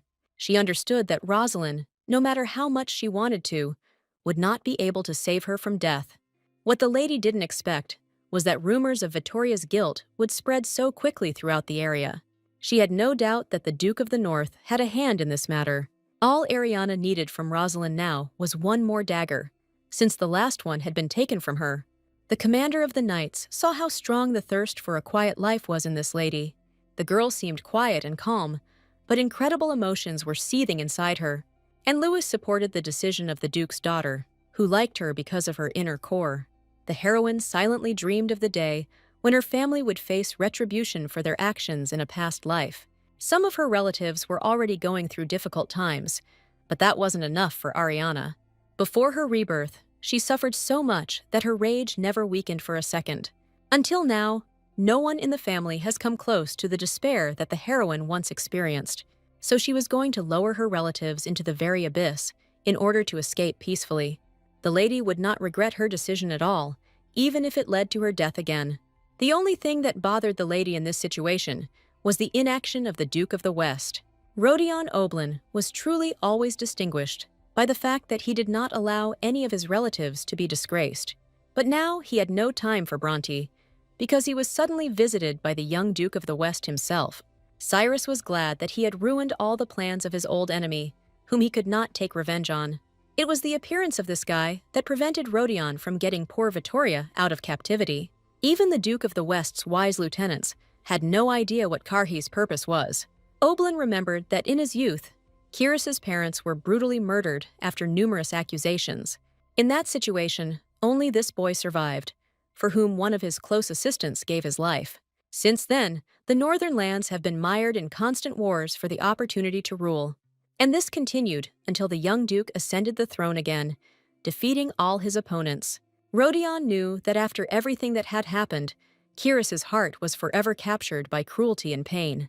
What the Duke of the West feared most was that his enemy would learn the truth about the death of his parents. In fact, it was in Rachel's letters that Karha read that his family had been killed unfairly. However, he could not allow himself to reveal the whole truth now, because there was not enough evidence. The Duke of the West was always distinguished by his cunning and treachery, so he could avoid punishment this time too. But Cyrus saw that his mere presence made Rodion nervous and at a loss for words. Meanwhile, Isaac was still idle, because his master did not want to return to the north. So, as soon as the guy saw at least one familiar person, his face lit up with joy. True, even Noah did not want to relax next to Isaac, because it could cause Cyrus's anger. He made a special trip to the Bronte estate and made sure that Lewis was looking after Ariana well. All this time, all of Karhi's tasks revolved around the blue-haired daughter of the Duke of the East. So, the assistants inevitably began to have questions about why the gentleman acted this way. Personally, Noah refused to believe that Cyrus had finally shown feelings for one of the ladies. But Isaac was sure that the Duke of the North would never have gone to meet the Duke of the West otherwise. Karka had never really tried so hard before, for the sake of some young and naive aristocrat. In this, his faithful assistant saw a sign that the master's heart was gradually beginning to thaw. Isaac was already dreaming of a beautiful wedding for Cyrus, who had never paid attention to the ladies before. Perrin's carelessness quickly infected all his friends, who wished their master happiness. That's how Noah gave in to Isaac's persuasion, who simply needed company while drinking. The assistant did not even doubt the fact that the lady would fall in love with their gloomy master. Meanwhile, at the Bronte estate, Rachel is tired of waiting for her youngest daughter to be released. So she came up with a good way to get all the charges against Vittoria dropped in a short period of time. The woman came up with a truly insidious plan, as she found a maid she couldn't refuse. The assistant understood that the potion would bring her death, but she acted this way for the sake of her family. This is how the investigator came across the dead body of this girl, who confessed to killing the mercenary. The maid did everything so perfectly that no one could accuse her of lying after her death. So the man had to accept the fact that Vittoria was not guilty of anything in the first place. The investigator had no doubt that the information he had received was false, but he could no longer detain Bronte's daughter. This is how Vittoria was finally returned home after a long stay in detention. Rachel ignored the evil rumors that she was the one who killed that maid. Only Jacob was worried about the family's reputation, which was gradually sinking due to his wife's actions. But Madame placed all her bets on Helena, who was expected to please the aristocrats in high society. She had no doubt that the girl would quickly attract the attention of the right people. Of course, Rachel had planned to take Ariana on the trip, but not with good intentions. Only Helena dared to say out loud that they should not have taken their sister with them. But everything was decided even for the heroine, so she did not try to resist her mother's words. She had lived locked up in the mansion for so long that she could hardly believe that she was finally leaving. All the girl's thoughts revolved around the fact that she would soon be able to receive her long-awaited freedom. She had been waiting for this since her past life, and never before had she been so close to her goal. All this time, the lady felt as if she had always been in a beautiful and rich cage, and yet, somehow, she miraculously managed to reach incredible heights on the way to her goal. The lady did not regret at all that she had to leave so much behind. She knew that she should be partly grateful to the Duke of the North for the help he had provided. But Miss only let her assistant in on the carefully developed escape plan. Rosalind's eyes lit up with fire, because she was only too happy to help her mistress in this matter. The maid's enthusiasm told the heroine that she was clearly not a simple assistant in the estate. Until now, Louis has not revealed her identity to Ariana, because it was too early for that. For now, the heroine was satisfied with the fact that this assistant was like an extension of her hands. She understood perfectly well that her mother had not put her in such a good carriage for no reason. The lady could only hope that Rosalind would be able to protect herself in case of danger. The Knight Commander did not reveal to Ariana that she could very well stand up for her. It was enough for the daughter of the Duke of the East that the maid would have time to save herself in case of danger. The heroine knew well that their path had to lie through abandoned mountain ranges. Even Rosaline hadn't taken into account the fact that Rachel had deliberately chosen a dangerous route for the trip, all because Madame decided to finally get rid of her annoying daughter. And this time, the woman really wasn't going to stop in the face of any difficulties. Ariana had long been mentally prepared for the fact that her mother could once again buy an attempt on her life. So she prepared herself in advance to defend herself so that no one around her would get hurt. The heroine was ready to do everything to stay alive after her mother's plans. Soon they approached the most dangerous place on their mountain range. In her past life, Ariana often drove along this road and was always extremely careful.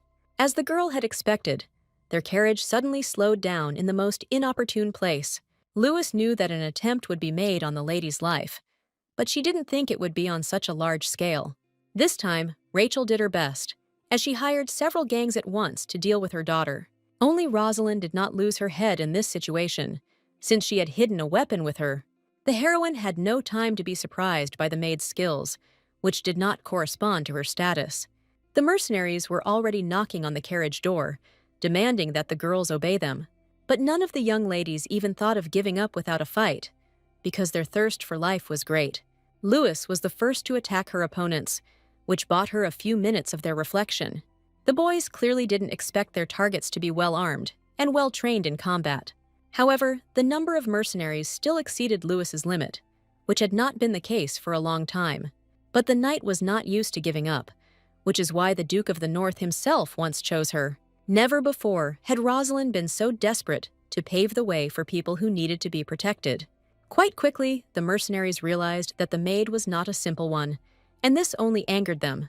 Meanwhile, Rachel, in the carriage, was happily anticipating her long-awaited victory. She had no doubt that her cunning plan would look natural. Bandits often appeared in these places, and it was to one of them that the woman turned for help. She knew that Ariana would have a hard time, but she didn't think the girl would have the strength to escape. True, the heroine's physical fitness still failed her, as she hadn't trained enough at the estate. The mercenaries were only glad that one of the girls finally showed weakness. But this time, Louis's skills were enough to save the lady from the hands of enemies. The Knight Commander selflessly threw herself into the thick of things just to protect Ariana. If the lady heard that her maid was fighting like that, she would never believe it. But now she saw with her own eyes how amazing Rosalind was in battle. So far, the assistant had managed to repel all attacks, and everything was fine with Ariana. But this luck could not last forever, because Louis had no protection from arrows. That's how she ended up getting shot, because she sacrificed herself for the young lady. Even in such a difficult situation, Rosalind retained her sanity and ability to think clearly. But the heroine gave in to panic, because she did not want to leave such a good servant. Only Louis's words, that she remembered the lady's high goals, made Ariana move. She hadn't yet had time to take even a little revenge on her family, so she couldn't allow herself to die. Before the maid's eyes, the heroine gained even greater determination, despite the loss of her friend. From now on, Ariana would stop at nothing to avenge Rosalind's death. With a heavy heart, the daughter of the Duke of the East left the battlefield where she had been useless. She thought bitterly that she could have saved the maid if only she had been stronger. The path that the heroine chose outwardly resembled a dead end with no exit, because at the end of it there was a cliff. But the girl did not despair at the sight of such an end to the escape, since she had a good plan. She knew that the mercenaries were already on her heels, since Rosalind had not been able to hold them all back. In fact, the heroine in a past life found herself in exactly the same escape from bandits in the forest. Then she chose death, rather than fall into the clutches of cunning and treacherous enemies. No one knew that right under the cliff there was a small ledge where the lady fell. So now she hoped to save herself from the guys who were staring at her in exactly the same way. Ariana would never have forgiven herself if she had been captured by such terrible people. True, deep down, the girl doubted that she would be lucky again during the desperate jump.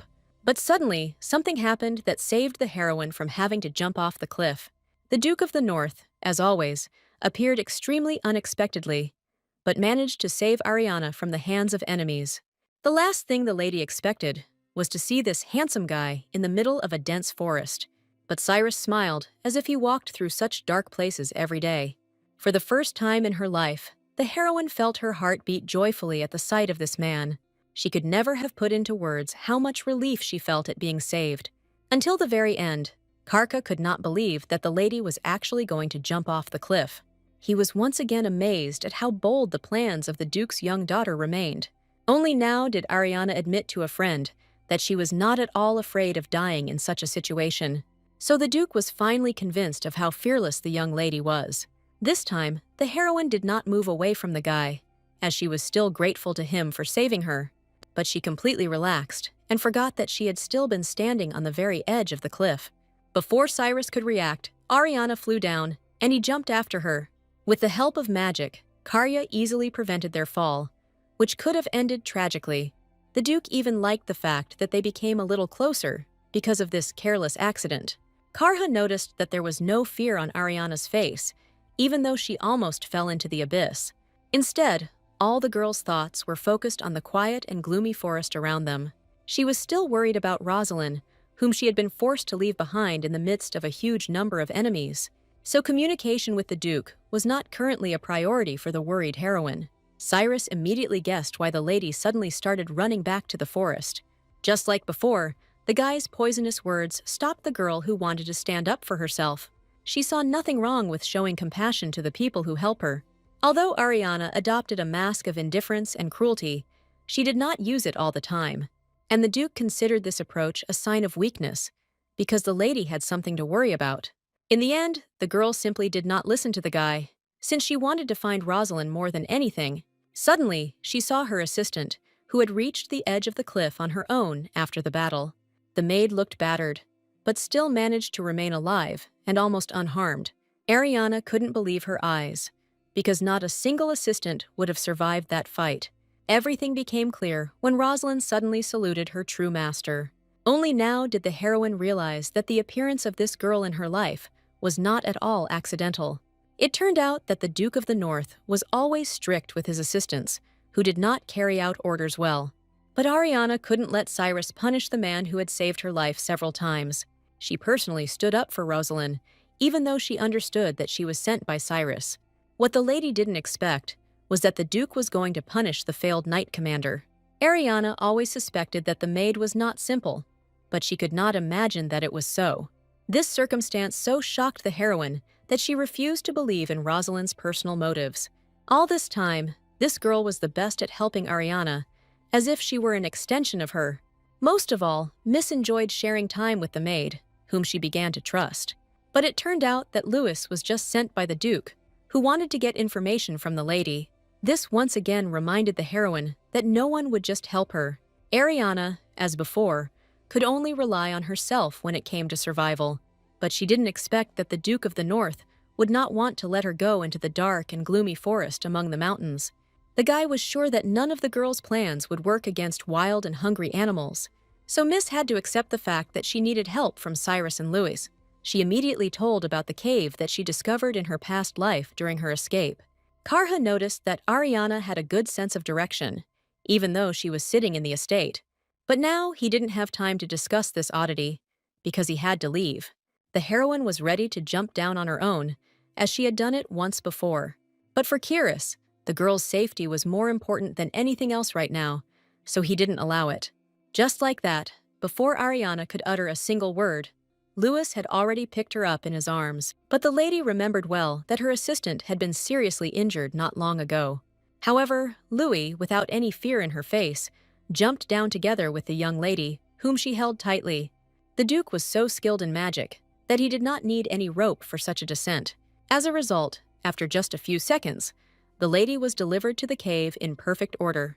But before, it seemed to Ariana that this descent was much more dangerous and unpleasant than she thought. Only in the cave itself did the girl come to her senses, although she continued to remain silent. But Cyrus did not let the lady dwell on her thoughts for long, as he was interested in talking to her. It cost him nothing to use magic to light their dark path through the cave a little. But no matter how hard the guy tried, Ariana never trusted him with her heart. The girl was afraid that in the future, the Duke would definitely demand payment from her for her help. Even in this situation, the fear that Rachel would find her still haunted the young lady, so she didn't pay attention to the pain, even though she was walking on uneven ground without shoes all this time. The only thing that mattered to the heroine was that she had finally escaped from her terrible family. So the girl was not prepared for the fact that the Duke of the North would personally begin to show concern for her.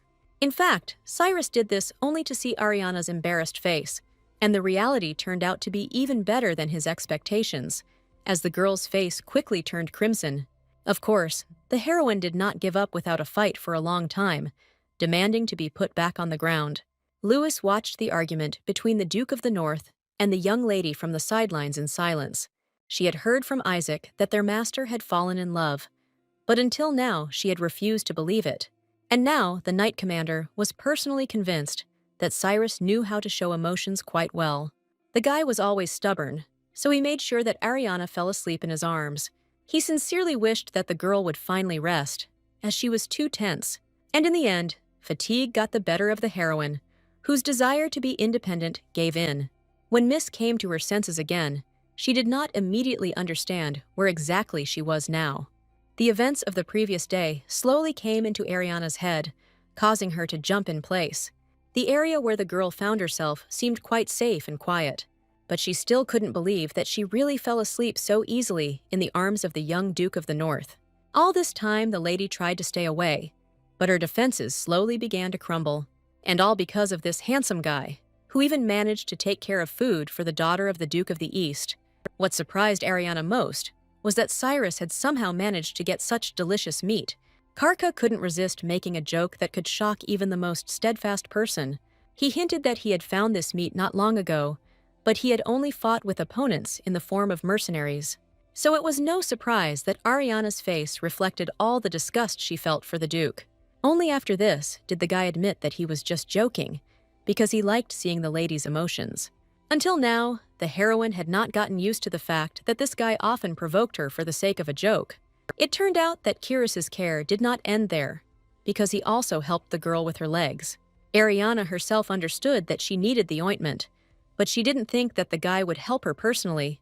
She couldn't even imagine a situation in which the Duke was carefully rubbing someone's feet. But once again, it turned out to be just a joke from the guy who asked the experienced Lewis for help. The more the lady communicated with the Duke, the more she felt herself becoming restless. For some reason, Cyrus found words too easily, which constantly angered the young heroine. The most offensive thing was that in such a situation, the girl couldn't even be offended by the guy who saved her. During all this time, she never found an answer to the question of why she showed so much emotion around him. Suddenly, Karha changed the subject and announced that the Duke of the East must definitely accept his own daughter. The young man had no evidence, only the belief that Russell was a good man. But the heroine had closed her heart long ago, so she could not believe the words of the Duke of the North. The girl didn't expect that the guy would only support her more in response, instead of being offended. Although Cyrus himself did not notice it, he had long since begun to like Ariana for her character and intelligence. Therefore, the guy had no doubt that White would not be able to turn away from such a beautiful daughter, while the heroine only believed that everyone around her was constantly trying to kill her. For this reason, the girl expected exactly the same behavior from her father, whose face always frightened her. She was only around Cyrus because she needed help from this guy. But if it were up to Ariana, she would have already set off on a solo journey to the east. The only person the girl was sad to part with was Louis, to whom she had become well accustomed. But she understood that the maid would never stay with her because she belonged to the Duke of the North. So it was useless for Miss to even start arguing with Karha, since he would not give up the knight's commander. The heroine had no time to waste on trifles, as she had to plan a journey to the east. After everything that had happened to them, Karha hadn't expected Ariana to decide to run away so soon. He hoped in his heart that Louis's presence would keep the girl with them a little longer. But for some reason, the heroine was rushing to the east as if she were running away from a fire. While the Duke was confident that they had enough time to rest, Ariana always thought that Cyrus would at least have some understanding of the situation she was in. But the Duke had no idea of the full force of Rachel's hatred, from which the girl was trying to escape. The heroine lived her entire life with the thought that her mother would have preferred to kill her in the womb. The Duke's heart was pierced by the fact that this lady's smile was significantly different from the real one. Sadness instantly covered the guy completely, because this was not the expression on his face he wanted to see. Suddenly, Louis suggested to the Duke that at that moment he needed to console young Ariana. But the guy had no idea how exactly to support the confused girl. The last time he received support and comfort was in his distant childhood, so he remembered almost nothing. Until now, Cyrus felt sad that he had so few memories of his mother. That's why he was so stupefied by the need to somehow support poor Ariana. While the lady did not allow herself to give in to emotions, because she remembered her mother's cruelty, the heroine was in such a hurry to get east, because Rachel would not calm down until she found her body.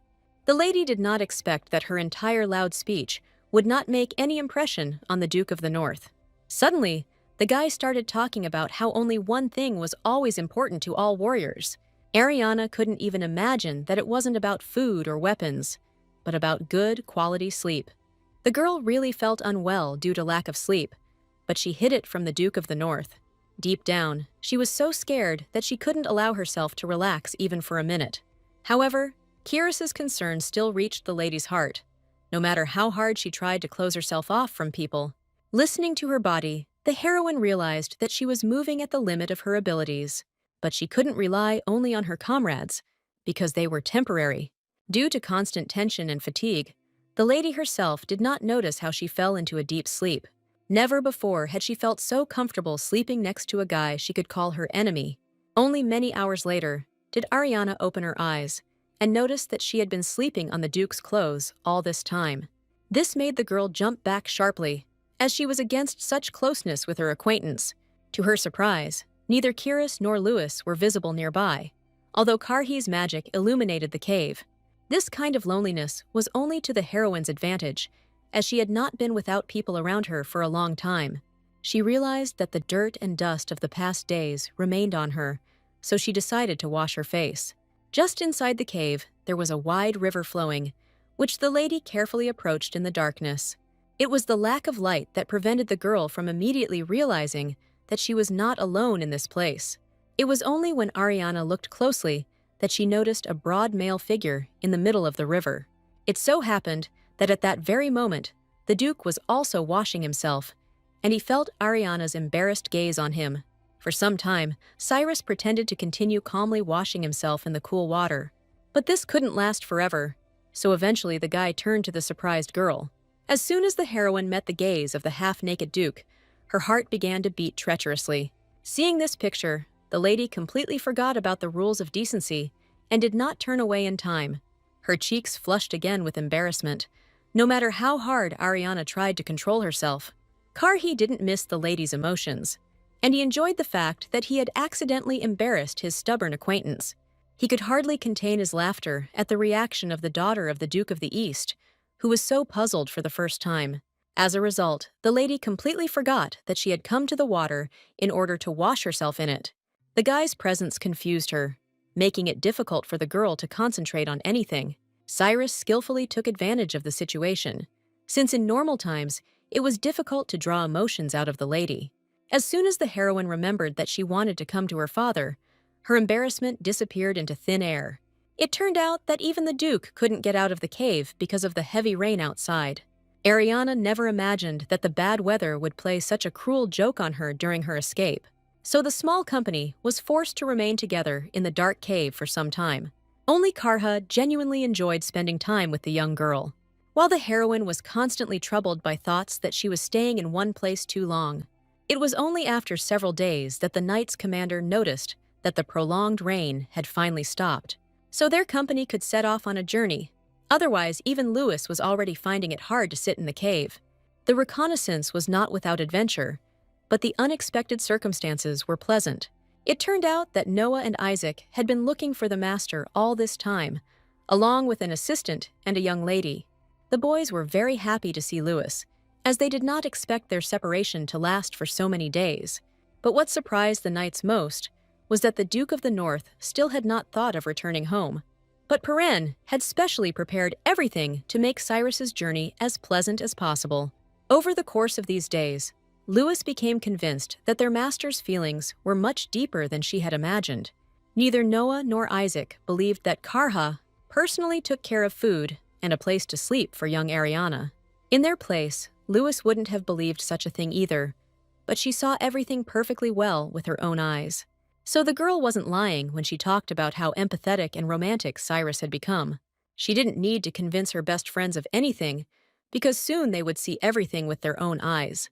Until then, for a few more days, Cyrus ordered Lewis to keep quiet about the arrival of good weather, all because he wanted to spend as much time as possible with the daughter of the Duke of the East.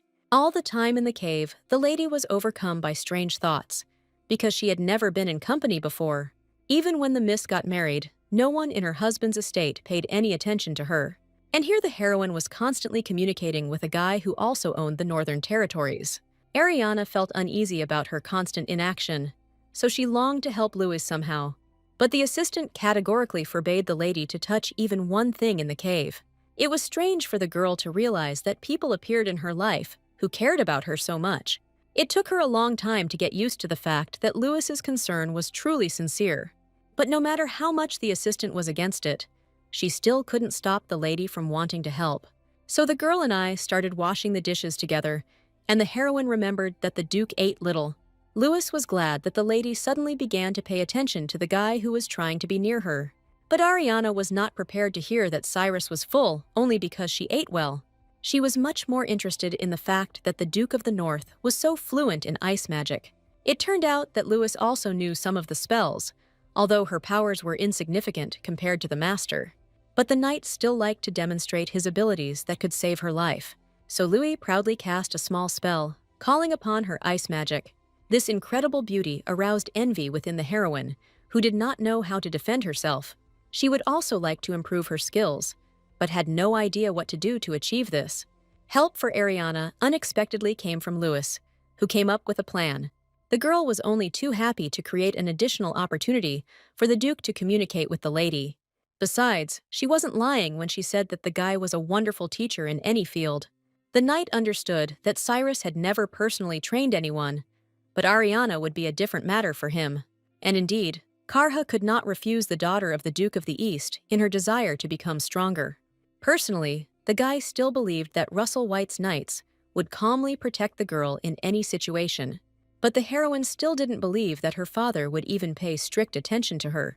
That's why Ariana wanted to learn how to fight for her life at least a little bit. No matter how much Cyrus held a different opinion, he approved of the young lady's aspirations. It was only for this reason that he agreed to show the girl some useful techniques in battle. The lady had no idea that it would be so easy to persuade the usually grumpy Duke to help her. And in the end, Karha even deigned to begin training with the very dagger that Miss had. Meanwhile, the Bronte couple were once again quarreling loudly over the failure to find the body of young Ariana. Even their daughters understood that this meant that the blue-haired lady might still be alive. This is the reason why Jacob was so angry with his wife for not sorting out the problems. Rachel couldn't have imagined in her worst nightmare that fragile Ariana could cope with the mercenaries.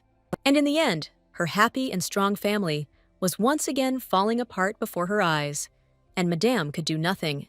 Until now, she saw the death of her unloved daughter from another man as her only salvation. But the woman had no idea that at this time, Ariana was under the protection of good people.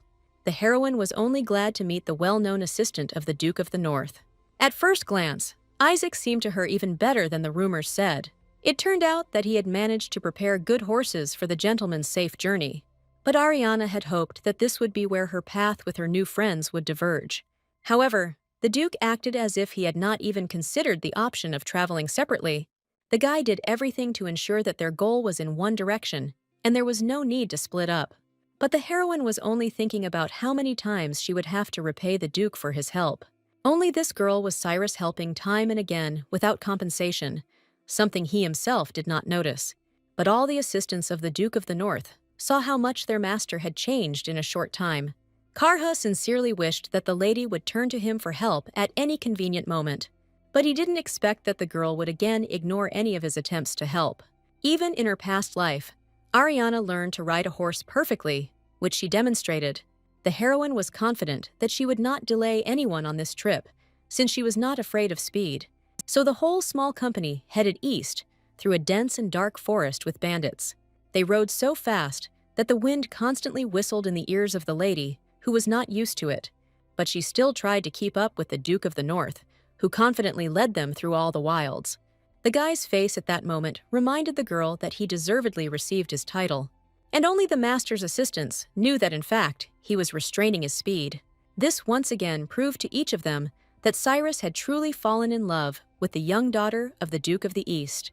They couldn't ride horses forever, because the animals needed a break from time to time. During one of these stops, Isaac tried to get closer to Ariana, although she kept her distance. However, the lady rejected any help from the famous magician and alchemist until the very end. But Perrin was so desperately trying to prove to the girl that he didn't need to return the favor. Unlike the Duke, his assistant's intentions were always gratuitous. In the end, only Cyrus was able to get Ariana to take a medicine that would help with her muscle pain. During the journey, the lady became so tired that she could no longer properly respond with indignation, so she had to accept the kindness and care from these people, although she didn't like to feel obligated. What surprised Ariana most was that the Duke of the North was gradually revealing a different side.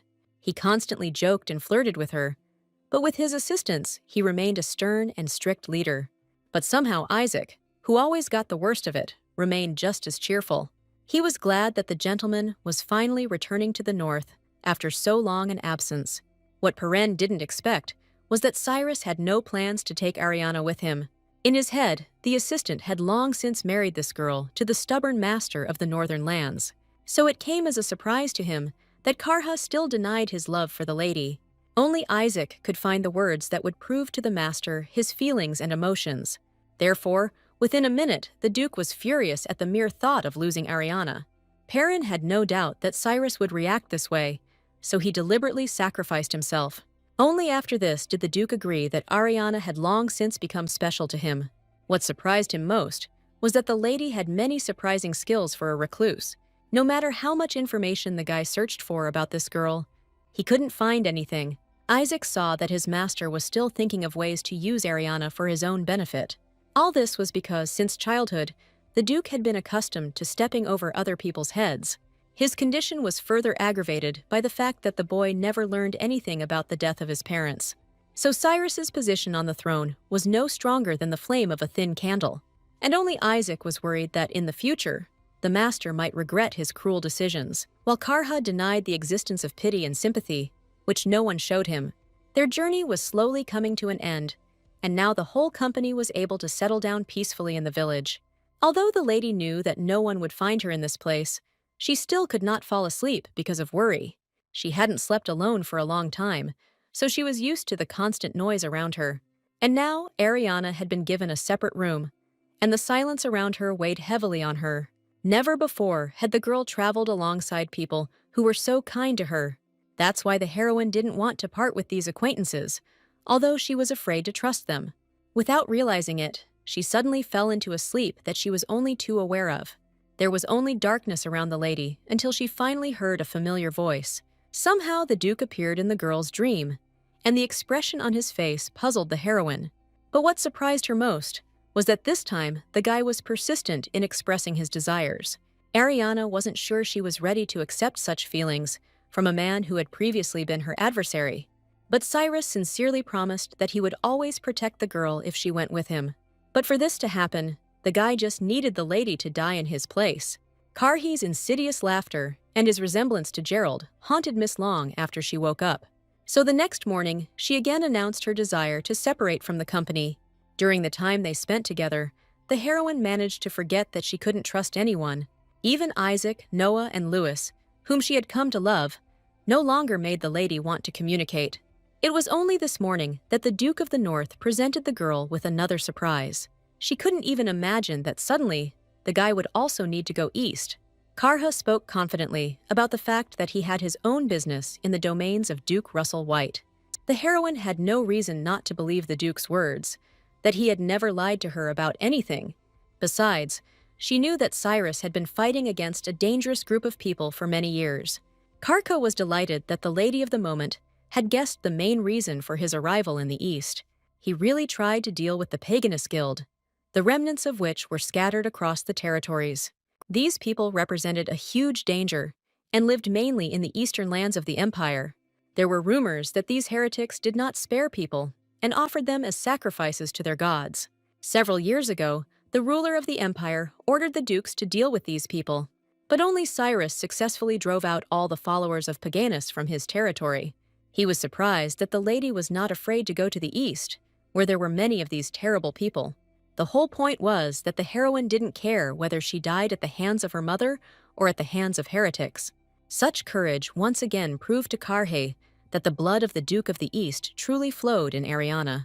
Only one heroine still doubted her abilities, because she was not physically strong. But Cyrus believed that the lady would be able to choose her own path as a warrior, which would lead her to victory. Only after her friend's words did the girl's eyes open, and she realized one simple truth. Even in her past life, the lady never tried to defeat her enemies with brute force alone. Instead, she chose a slightly different path, even though she had failed to save herself in the past. But this time, Ariana tried to remain kind and noble, even though her heart was wounded. The heroine despised the treachery and cruelty of her relatives, against whom she fought. Finally, the long-awaited peace came within the girl, because she accepted her weaknesses. And all this happened from just one word from the Duke, whom the lady had missed all her life. So Miss honestly said that the guy was very wise, which surprised Cyrus. Ariana had no idea that such compliments were never said in high society.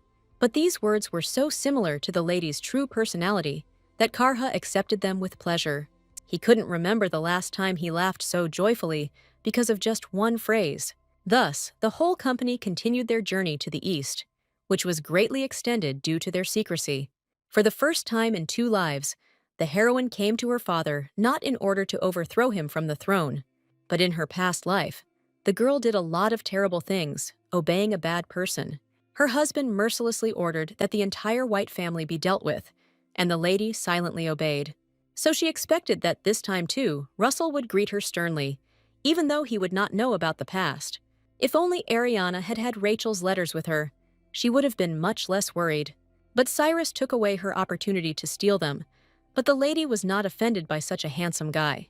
Surprisingly, the Duke of the North increasingly supported the girl as soon as he saw the thoughtfulness on her face. And only recently has the heroine begun to accept this care, as her heart has thawed. But as soon as the lady turned to face her friends, they all suddenly disappeared without a trace.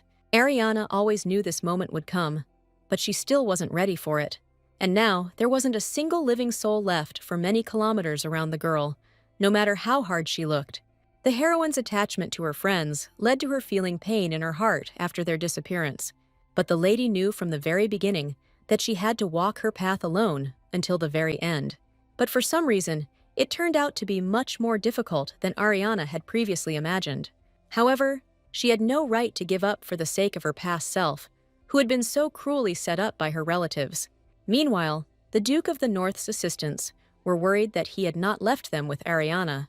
But the guy was convinced that Russell White would never harm his daughter, whom he had never seen. In fact, he had not yet planned to return north, as he had other things to do. The letters that the boy received from the daughter of the Duke of the East opened his eyes to the truth about the death of his parents. And now Cyrus was burning with a desire for revenge, for which he needed powerful allies. Meanwhile, Ariana was anxiously thinking about how she would be received in a house where she had never been. Rachel always described the Eastern estate with horror, although she was always kindly cared for there. No matter how much the girl looked around, she couldn't find any angry people anywhere. On the contrary, the common people seemed to her even happier than those who lived in the Western territories. Only one person accidentally bumped into the heroine and didn't even ask her for forgiveness for it. The lady had never walked alone through the city streets before, so she was not used to such treatment from people. She couldn't even imagine that if you don't reveal your high status, you can be offended by everyone. Suddenly, Ariana realized that all her pockets of money were now completely empty. This could only mean that the guy didn't just crash into her, but robbed her on purpose. The stranger ran away so fast that the girl could barely keep up with him, but she needed her money. So the lady tried her best to keep up, although she was clearly slower than the thief.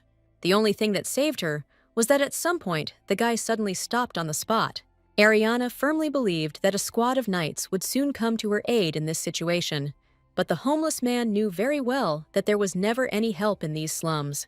However, all his courage vanished as soon as the young man heard the clatter of hooves right behind him.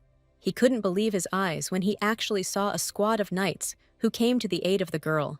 Previously, the bandit was always lucky, and no knight noticed how carefully he stole money from people. But this time, something went wrong from the very beginning, because the lady loudly chased him through all the streets. But most of all, the boy was afraid of the knight's sharp blade, which was pointed straight at him. The man had no intention of forgiving the person who had so brazenly stolen money in the middle of the day. So the thief had to apologize nicely before they let him go. The knights always had a soft spot for beautiful girls, and therefore they constantly tried to help them. But the heroine didn't expect that someone from the family of the Eastern Duke would come to her aid. The lady remembered well that different shades of blue had always been a hallmark of the White family. And so it happened that the girl met one of her father's closest relatives. It was this guy who nobly returned the lady's money, although he did not yet know her identity. His name was Abister White, and this young man was always distinguished by his kindness and attentiveness to people. Although the relative seemed good-natured, the lady was accustomed to not trusting everyone. His cheerful behavior only made Ariana more embarrassed, and she wanted to continue acting alone. But Abister believed that everyone should be able to accept help from others. Under such pressure, the girl quickly gave in, as she did not want to attract unnecessary attention. But she didn't expect White to take decisive action so quickly. Before the heroine could even blink, she found herself on the horse of the guy who wanted to help her. Abister volunteered to personally take the lady to the place she had been heading to all this time. Ariana had to spend a lot of effort to hide all her emotions from this strange guy. What surprised her most was that her relative radiated kindness and care towards her. But she remembered well the words of her mother, who hated all the cruel and evil whites. But Ariana herself didn't notice even a hint that Abister was a bad person. As promised, the guy quickly brought her to the White estate, which was striking in its grandeur. The girl could hardly believe that after all the trials, she had finally achieved her goal. A little more than 2 months had passed since her rebirth when the heroine began to act. During this time, she met people who were ready to give their lives for her without question. And in the end, the lady escaped that terrible future in which she dies in a cold dungeon. But she couldn't call this place home, even though she was born here in her childhood. The White family still made the girl wary, even though they only gave smiles to those around them. But the lady could no longer hide her identity, because she had not come to this place for nothing. As soon as she revealed her face, her hair told Abister that he had a relative. The guy clearly didn't expect that he would ever be able to meet Ariana herself, but the appearance and words of the miss left no doubt in the knight's mind that she was from his family. This is how the heroine was moved in panic to the living room, where she was supposed to wait for her father. Despite her outward calm, Ariana was shaking violently with fear and worry inside. She remembered all too well the fury on the Duke of the East's face when they met in their previous life. The most offensive thing was that now the lady had no evidence of pure intentions, so she had to use pity to prove to her family that she was harmless.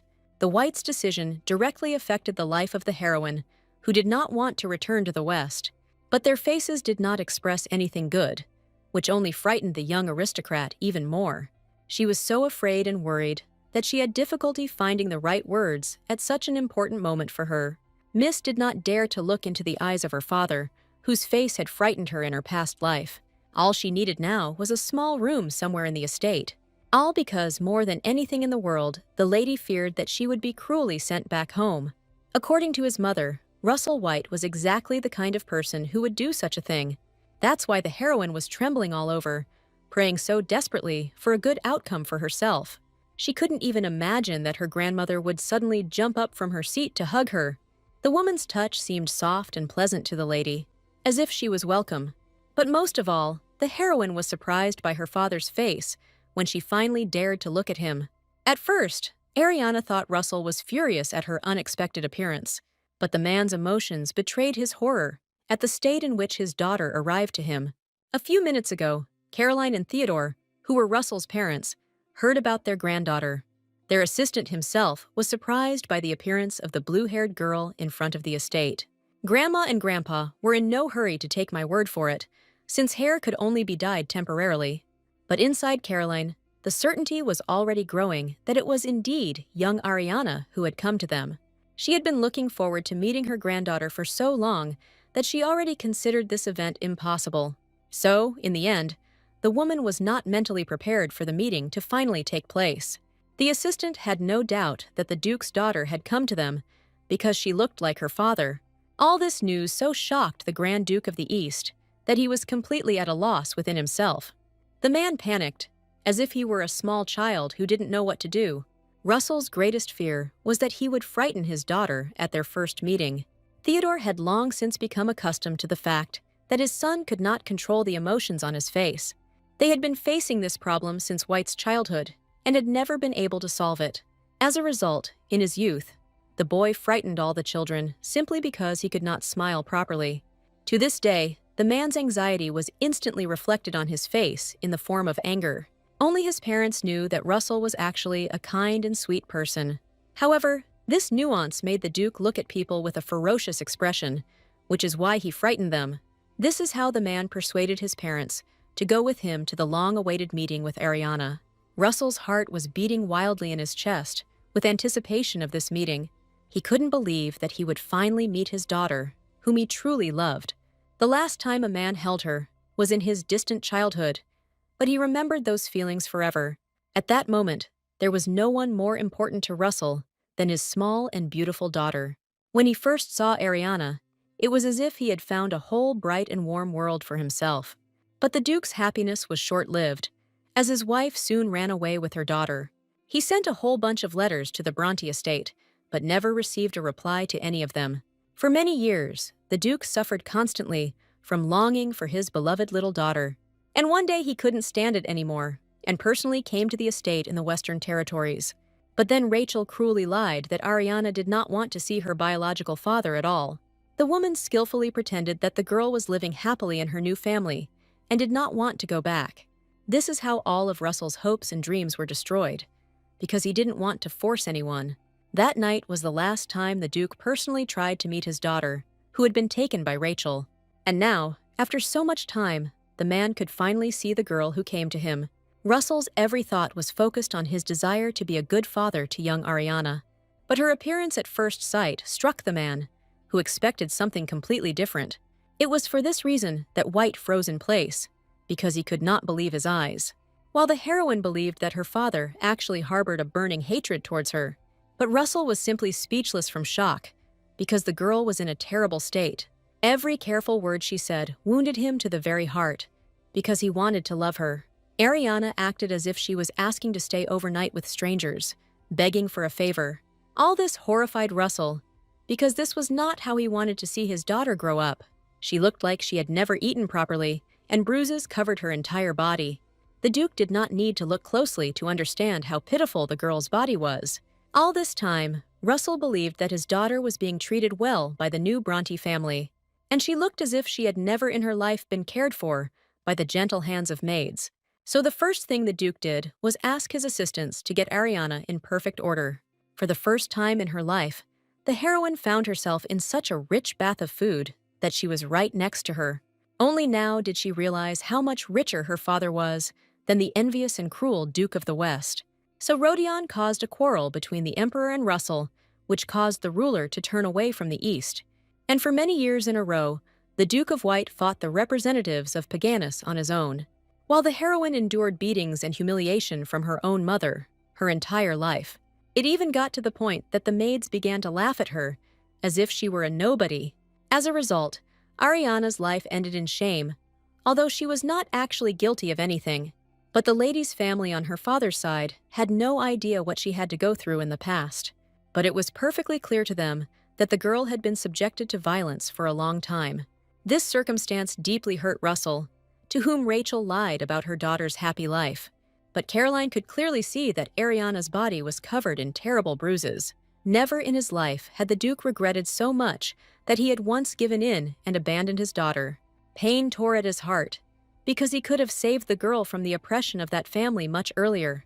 In the end, the man could only blame himself for inaction, because time had been lost. He was horrified that the lady was going to prove her worth to her family. Russell knew exactly what happy teenagers Ariana's age should look like.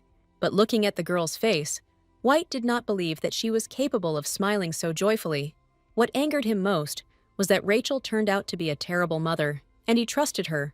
Only Theodore was prepared for the fact that not all parents were good to their children. Even Russell couldn't cope with his parental responsibilities, leaving his daughter alone. That is why the heroine communicated so carefully with her relatives, afraid of seeing their anger. Although she was seated next to her father, the girl did not feel any support or care from him, but she saw the anxious glances that her grandmother cast at her, constantly watching the lady. All the time at the table, Ariana tried to behave as befits a true aristocrat. She was tormented by the expectation of something bad happening to her relatives, who had so easily accepted her into the estate. The lady was sure that the family could move on to punishing her at any moment, although in reality, Caroline was only thinking about what her granddaughter had to go through in general. She noticed that the girl's manners were much better than those of many ladies during their debut. Because of her sad past, the heroine was indeed well prepared for everything. The heroine waited with bated breath for the family to move on to the main conversation. But her grandparents wanted Ariana to get some good rest after the journey. This proposal was very different from what the lady expected from the family she had just arrived to visit. She was still afraid that she would be forced to prove her worth and usefulness to everyone. Suddenly, Caroline stood up and extended her hand to her granddaughter, whom she had not seen for so long. But Ariana took this gesture as Rachel asking her for those very letters.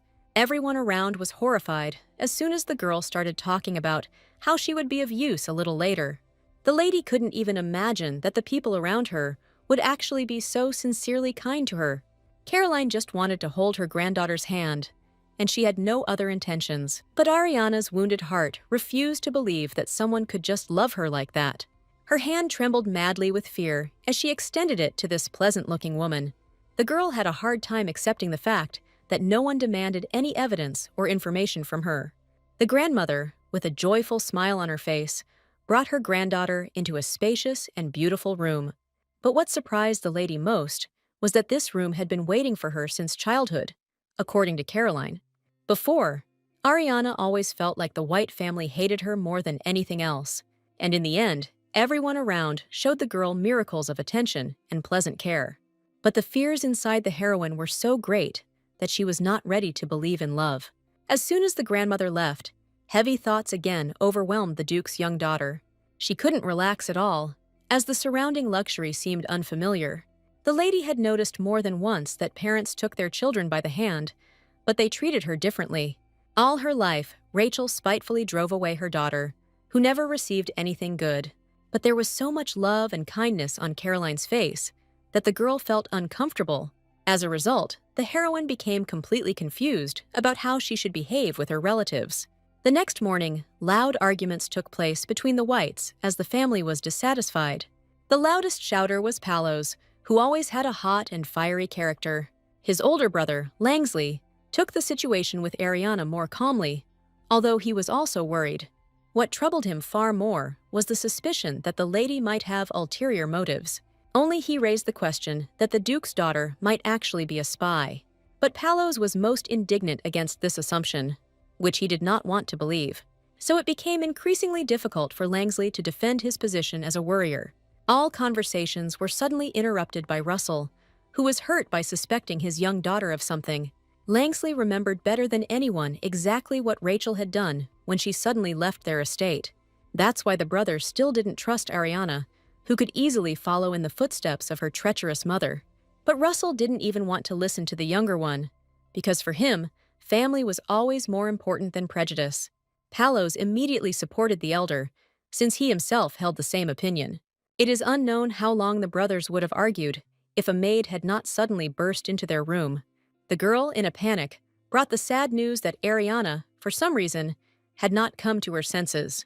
Meanwhile, the heroine had an extremely sad dream about her childhood, where no one needed her. For some reason, the lady's thoughts periodically returned to her mother, although she never paid attention to her.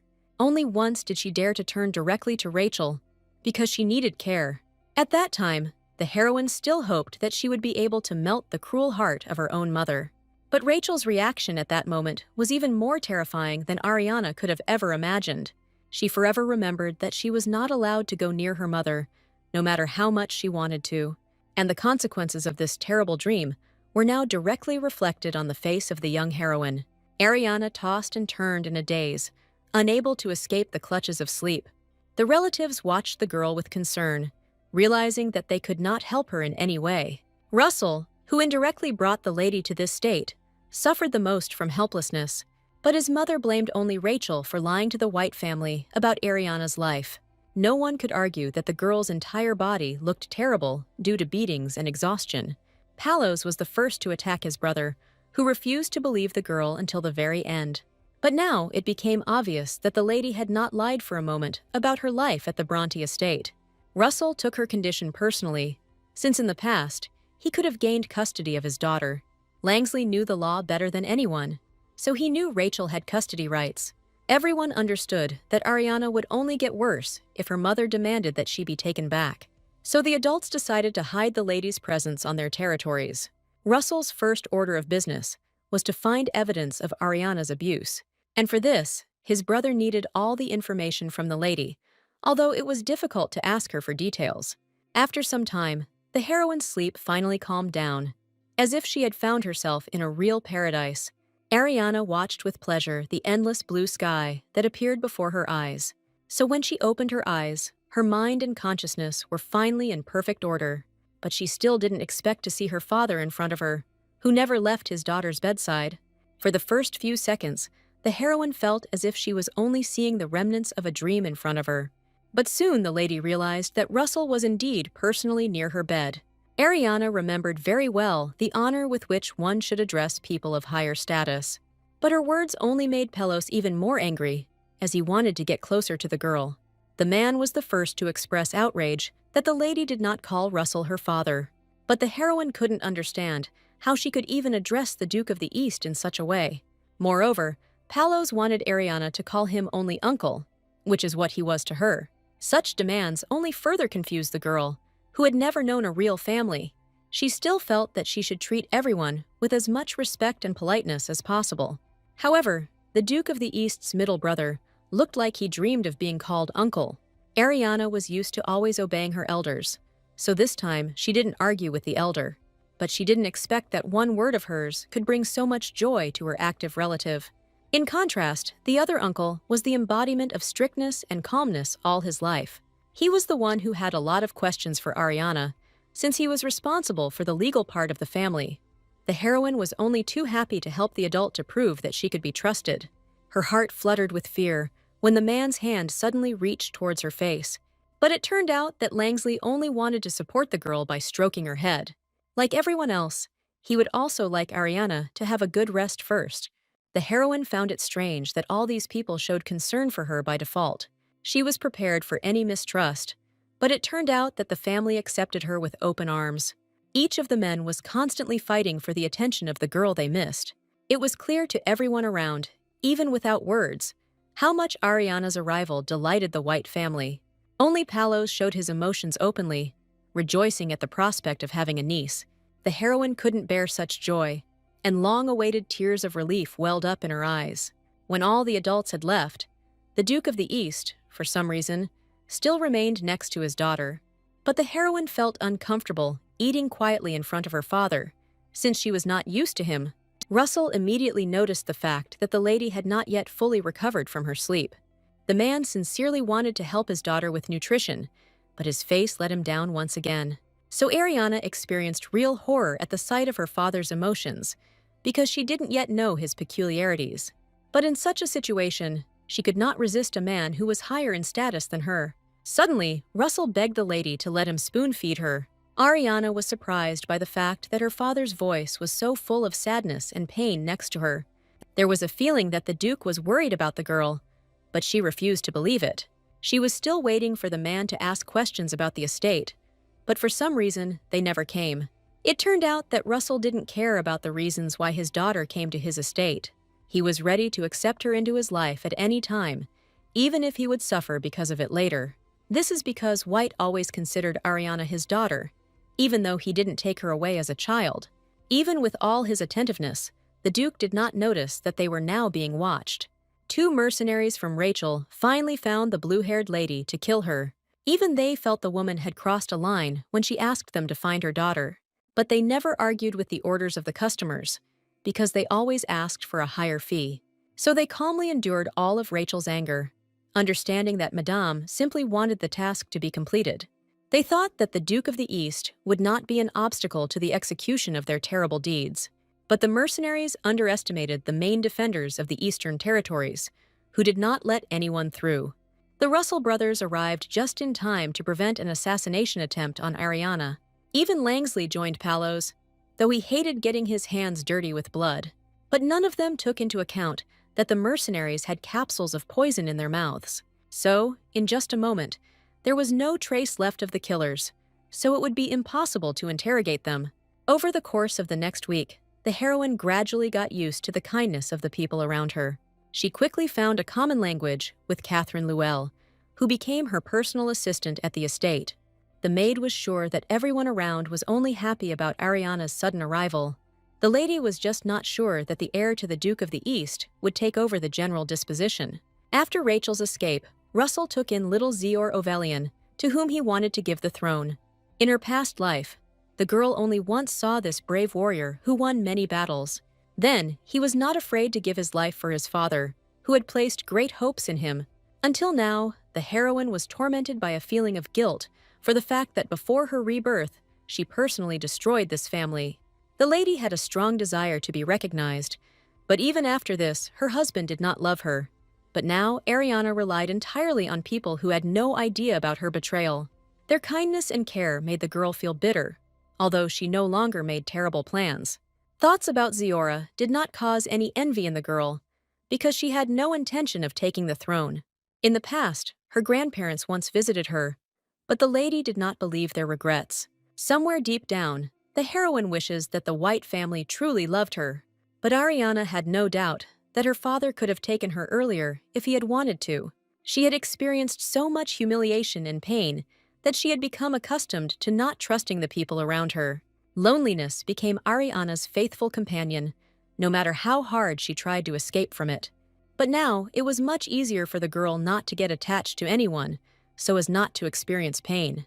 Rumors that the Duke of the East's own daughter had returned home soon reached the military camp, and Zior could not miss this news, although it caused pain in his knightly heart. Now, the guy could well be worried that the girl would take his place on the throne. Only an heir could have had such sad thoughts, because his place was important to him. So it was no surprise that Zior couldn't be truly happy about the lady's return. As usual, the emotional Ovelian was plunged into sadness due to the news, which was controversial. The assistant had long since become accustomed to the fact that the master often worried about little things and trifles. So in moments like these, he just tried not to bother the guy who needed to figure himself out.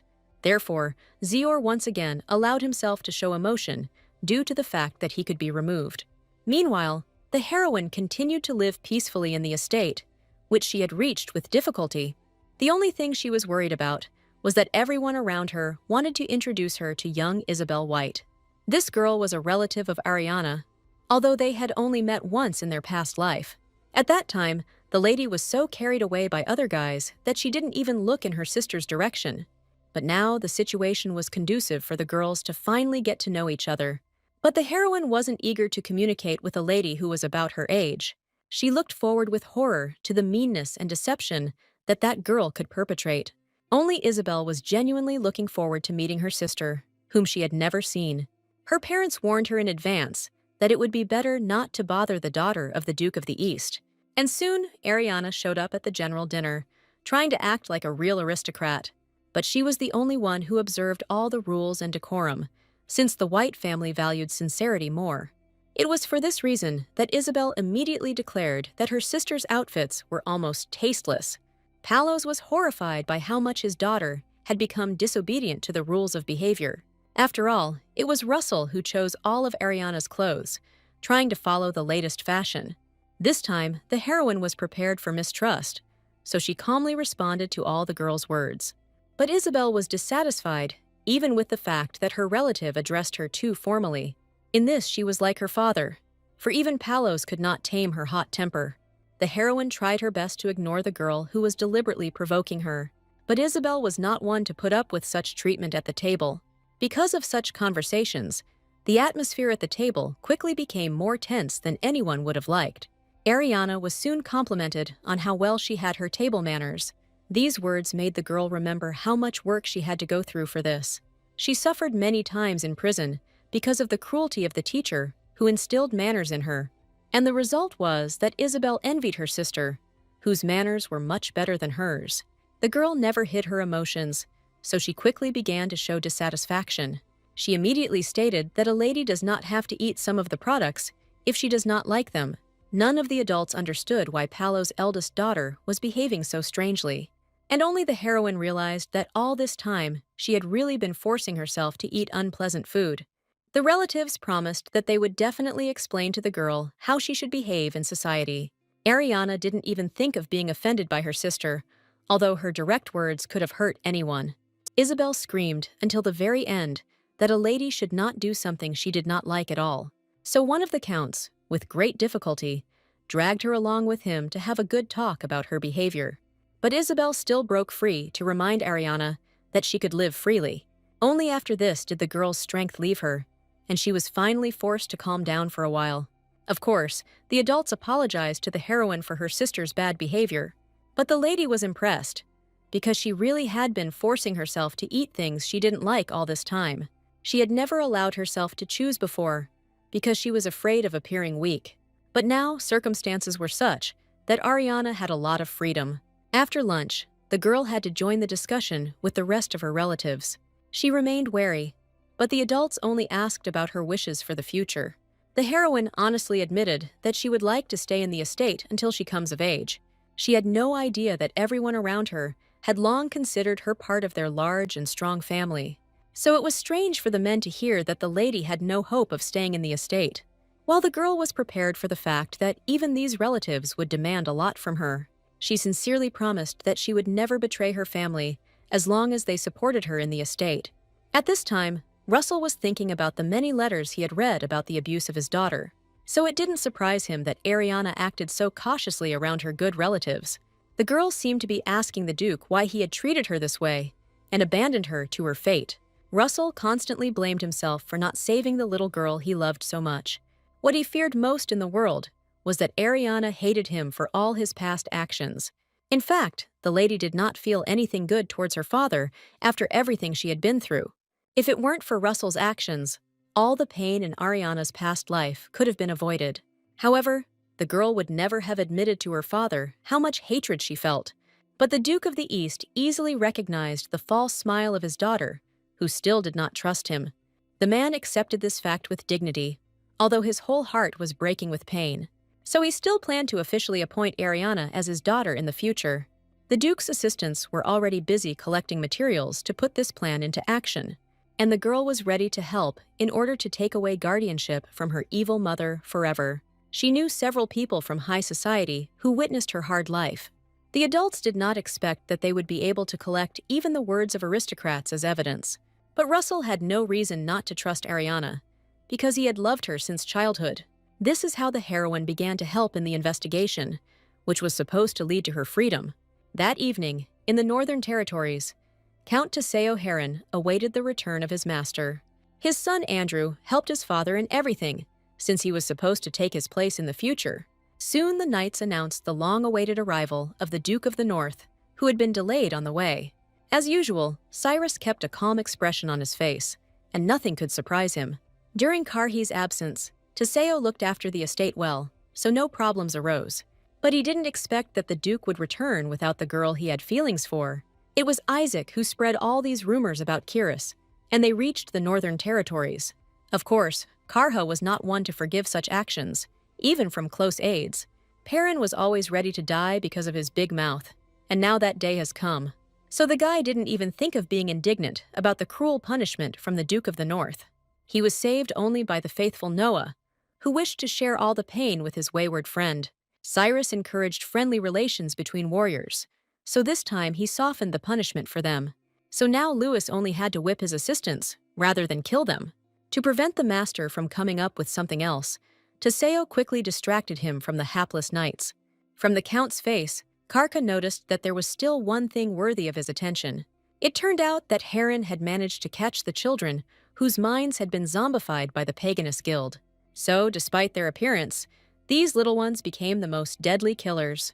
That is why the Duke did not hesitate, even though he had to point his sword at the children. Cyrus had long since become accustomed to the fact that if he did not kill Paganis's followers, they would kill him.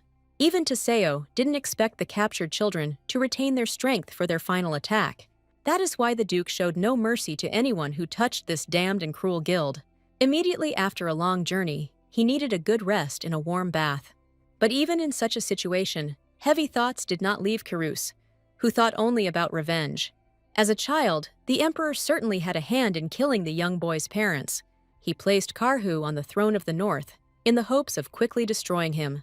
As a result, the boy's beloved nanny had to sacrifice herself to save his life, and Count Heron gave his hand so that the young heir to the North would not be harmed during the battle.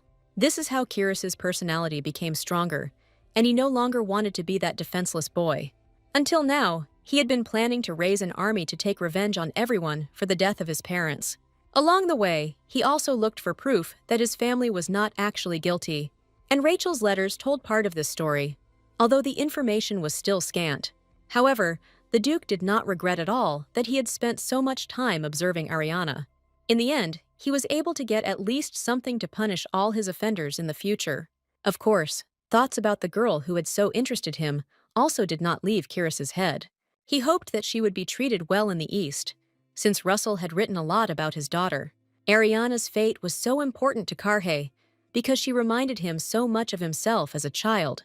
But unlike him, the blue-haired lady never learned to trust those close to her. Meanwhile, at Kirus's estate, Isaac was taking his punishment for his chatter with dignity. Lewis was merciless even to her friends, because honor for her was much higher than knightly friendship. So Isaac got what he deserved for spreading rumors about the Duke of the North's marriage. His friend Noah still didn't believe that Cyrus would open his heart to some unsociable girl from the East. The boy didn't believe that their master was ever capable of smiling happily. This is because even in their safe lands, Karka was always on edge. But the knights did not know that the Duke of the North was now seeing a beautiful dream about young Ariana. And so on his face, there was a sweet smile that no one had ever seen before. The few weeks that the heroine lived on her father's estate passed surprisingly calmly for her, but the girl still never forgot for a minute that her mother could still try to kill her. However, in such a relaxed atmosphere of the East, the lady gradually became less afraid of everything around her. Only today, for the first time in a long time, someone's loud voice disturbed the peace of the Duke's daughter. It turned out that Isabel had finally been allowed to come, and she immediately ran to meet her sister. Just like last time, Paolo's daughter was horrified by her young relative's pink dresses, while the heroine saw no problem in wearing dresses from her father. But she couldn't argue with such an active and self-confident girl who was her relative. Isabel was even more angry at her sister because she still spoke to her formally. The lady remembered that her close connections in the court would help her, so she did not upset the girl. This is how Paolo's daughter mistakenly decided that her influence and beauty helped her in this matter. In fact, Isabel didn't just visit her sister because she already had a prepared plan. Soon, a large-scale festival for merchants and commoners will take place throughout the East, and the girl wanted Ariana to enjoy the event with joy, which she would see for the first time. And for this, the lady was going to pick out beautiful outfits for her that would no longer be pink. But the young ladies did not know that the Duke of the West was still looking for the escaped Ariana. Rodion had long wanted to kill the blue-haired girl who had caused him problems all his life. This is how the peaceful journey of two relatives suddenly began to threaten them with real danger. Meanwhile, Isabel was horrified by the way Rachel treated her daughter. The heroine had long been accustomed to beatings, so she did not find them anything strange or unusual. Only people who lived in love and care understood how terrible a life Ariana had. So Isabel tried her best to console her sister in the hope that she would still trust Russell. All her life, the elder lady had seen how much White wanted his youngest daughter back. But the heroine didn't believe these words, so she continued to forcefully smile at everyone around her. Unlike the Duke, Isabel reacted much more furiously to her sister's false smiles. She did not want to see that the lady continued to hide her emotions in the Free East. Ariana never thought that she would be able to openly talk about her resentment and anger. The heroine was only saved from further conversation by the fact that they arrived at a clothing store. This time, Ariana's smile was genuine, as she liked her active sister more and more. This is how Isabel easily got honesty from a girl who usually hid her emotions. But the ladies couldn't even imagine that they were already being insidiously and dangerously followed by mercenaries. Instead, they happily came to the store where Isabel had long been a regular customer. That's why she trusted the famous designer, with whom she had worked well in many ways. The store assistants immediately swarmed around Ariana to take suitable measurements. Only the heroine was unusual in such a bustle, because she had not yet chosen a dress for herself. But Isabel felt like a fish in water in this place, so she freely commanded everyone. During their conversations, the heroine managed to warm up to the girl who tried so hard for her. But their happiness was not destined to last long, because soon a loud noise was heard outside the store doors. One of the knights ran bravely towards him to check what was going on in the street, and this moment became his last, as the mercenaries mercilessly killed all the ladies' defenders. Ariana always knew that she could be attacked again, but she was still scared because of the number of people. It immediately became clear to her that these guys had come only to take her with them.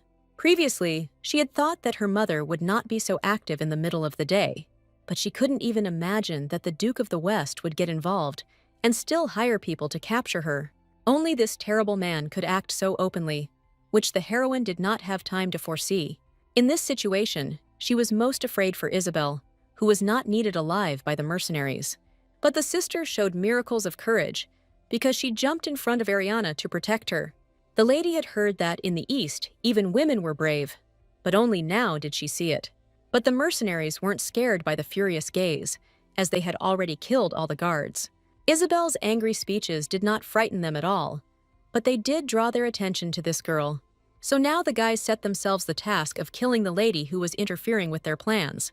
In this case, the heroine still had a plan, although it did not include her own salvation. Ariana was sure that the mercenaries needed her alive, so she threatened to die. This really did make the boys freeze in their tracks, because the price for the life of the Duke's daughter was double. Only Isabel could not accept the fact that she was in great danger. Although the lady tried not to get attached to this girl, she could not let her die. So Miss hugged her sister tightly while she whispered her cunning plan in her ear. She had no doubt that the mercenaries would not leave Isabel alive anyway. That's why the lady pushed her sister hard, so that she ran away from the store as fast as she could.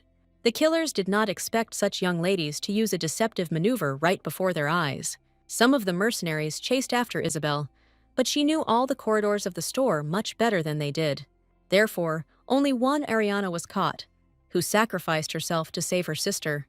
She easily convinced the mercenaries not to waste time on Isabel, since the testimony of one lady would not be important.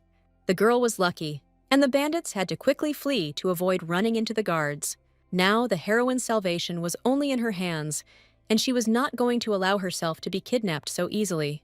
Thanks to help from Ariana, Paolo's daughter safely escaped the hands of the cruel mercenaries. The girl was burning with shame because she couldn't help her sister, but she protected her. Such an escape was unusual for people from the East, but in that situation, Miss could do nothing more. That's how Ariana ended up captured, even before she had time to prove her usefulness to the White family. That's why the girl didn't even hope that someone from the East would come to her rescue. It was for situations like these that she had learned her skills from the Grand Duke of the North, back in the cave. The guy knew many ways to escape, and therefore explained everything well to Ariana in theory. He was sure that if the girl repeated his words exactly, she would definitely be able to escape. At that moment, the heroine, out of pride, was uncomfortable recognizing Kirus as her teacher. But now she was ready to idolize the guy who had told her so many useful things. Ariana remembered Karhi's words well, so she began by freeing her hands from the rope. After some time, she actually succeeded, and her chances of survival increased dramatically. She tried to remain as still as possible as she carefully freed herself from the bonds. It was only by a lucky chance that the lady kept the dagger, which the mercenaries did not find on her. While the guys were still chatting in a relaxed manner, the heroine was even able to peek out of the bag. As she expected, the mercenaries left a guard near her, although they did not believe in the possibility of escape. All this time, Miss lay obediently in the cart, but in fact she was already getting ready to run away. She understood that if the carriage left the city limits, escape would become impossible for her. These mercenaries dealt with the guards so quickly that it was clear how strong they were. But the lady remembered Ibaster's words, that the knights guarded all the exits and entrances to the city. It was at this very moment that the mercenaries started talking about the guards that had appeared in front of them. There might not be a better opportunity to escape, so Ariana didn't hesitate. The mercenaries did not believe in the young girl's abilities, so they turned away from her. This is exactly what the heroine took advantage of, and bravely jumped out of the carriage at full speed. This time the lady was lucky, and none of the guys managed to grab her to return her to the carriage. Her landing was hard, but it was still better than being kidnapped by assassins. It so happened that the girl landed right in front of the knights who had recently arrived in the city. It was Zior who returned home as quickly as possible, and his appearance became a salvation for the heroine. Ariana couldn't have imagined that her escape would turn out to be so successful for her. The heir to the East was one of those who loved to joke even in the most serious situations, so he looked mockingly at the cart with the mercenaries who were trying to escape from the place. Before the girl could even blink, some of her pursuers were dead on the spot. The guy was glad that the lady jumped out of the carriage right in front of him, because he saved her. Zior often resorted to prayer to higher powers to thank them for happy accidents. The heroine saw him for the first time, but no longer understood how to speak to this man. The heir quickly changed topics of conversation, which made him seem superficial and reckless.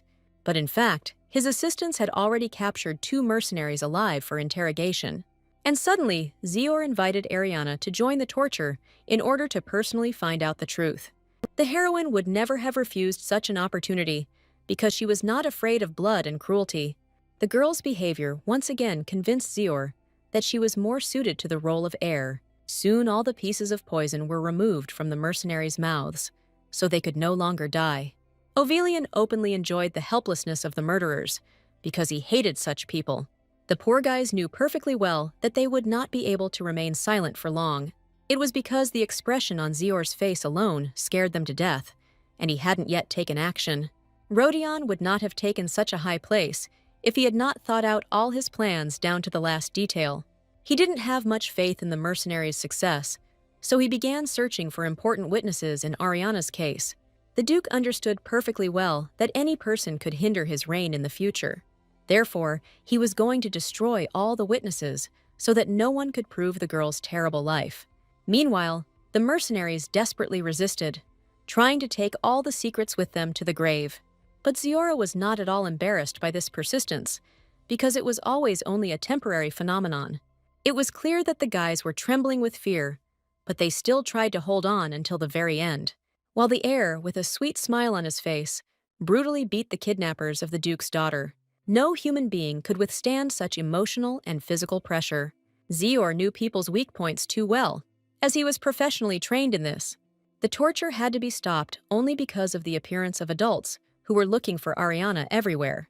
The heroine did not expect that her father and uncle would interrupt her entertainment with the mercenaries so soon. Russell's face showed how much he was worried about his daughter, who had been the subject of an assassination attempt, But the lady continued to communicate with the man she did not plan to trust in a distant manner. It pained the Duke to realize that he had not done enough to deserve his daughter's love. Palos was the first to notice the wounds on his niece's arms, although she paid them no attention. The lady was accustomed to severe wounds, so these scratches were just a trifle for her. But Palos and Russell weren't prepared to bring the girl to a place where people were being tortured. So it was the uncle who first realized that the lady needed to be taken to a safe estate as soon as possible. As soon as Zior was left alone with his adoptive father, he noted Ariana's beauty and grace. The guy immediately noticed that the Duke blamed himself entirely for the girl's broken character. But he had no intention of solving his father's emotional problems, because he preferred torture. Meanwhile, Palos was outraged by how careless Ariana was with her body. The man was furious that the girl stubbornly refused to pay attention to the pain. But the heroine really didn't understand why her uncle was so worried about her. She looked at her hands and saw only a pitiful semblance of pain and real wounds. In her past life, Ariana had been on the brink of death so many times that she didn't even think about stupid scratches. Several times, she had to deal with particularly painful wounds that were beginning to fester. However, the lady continued to sacrifice herself in the hope that at least someone would pay attention to her. But even the girl's husband didn't care about her, since he only saw her as a tool. This is how the heroine learned that she couldn't complain or suffer, so as not to attract attention. That is why the anxious words of her relatives so confused the lady, who was accustomed to pain. But every person in this family protected Ariana as if she was truly loved dearly.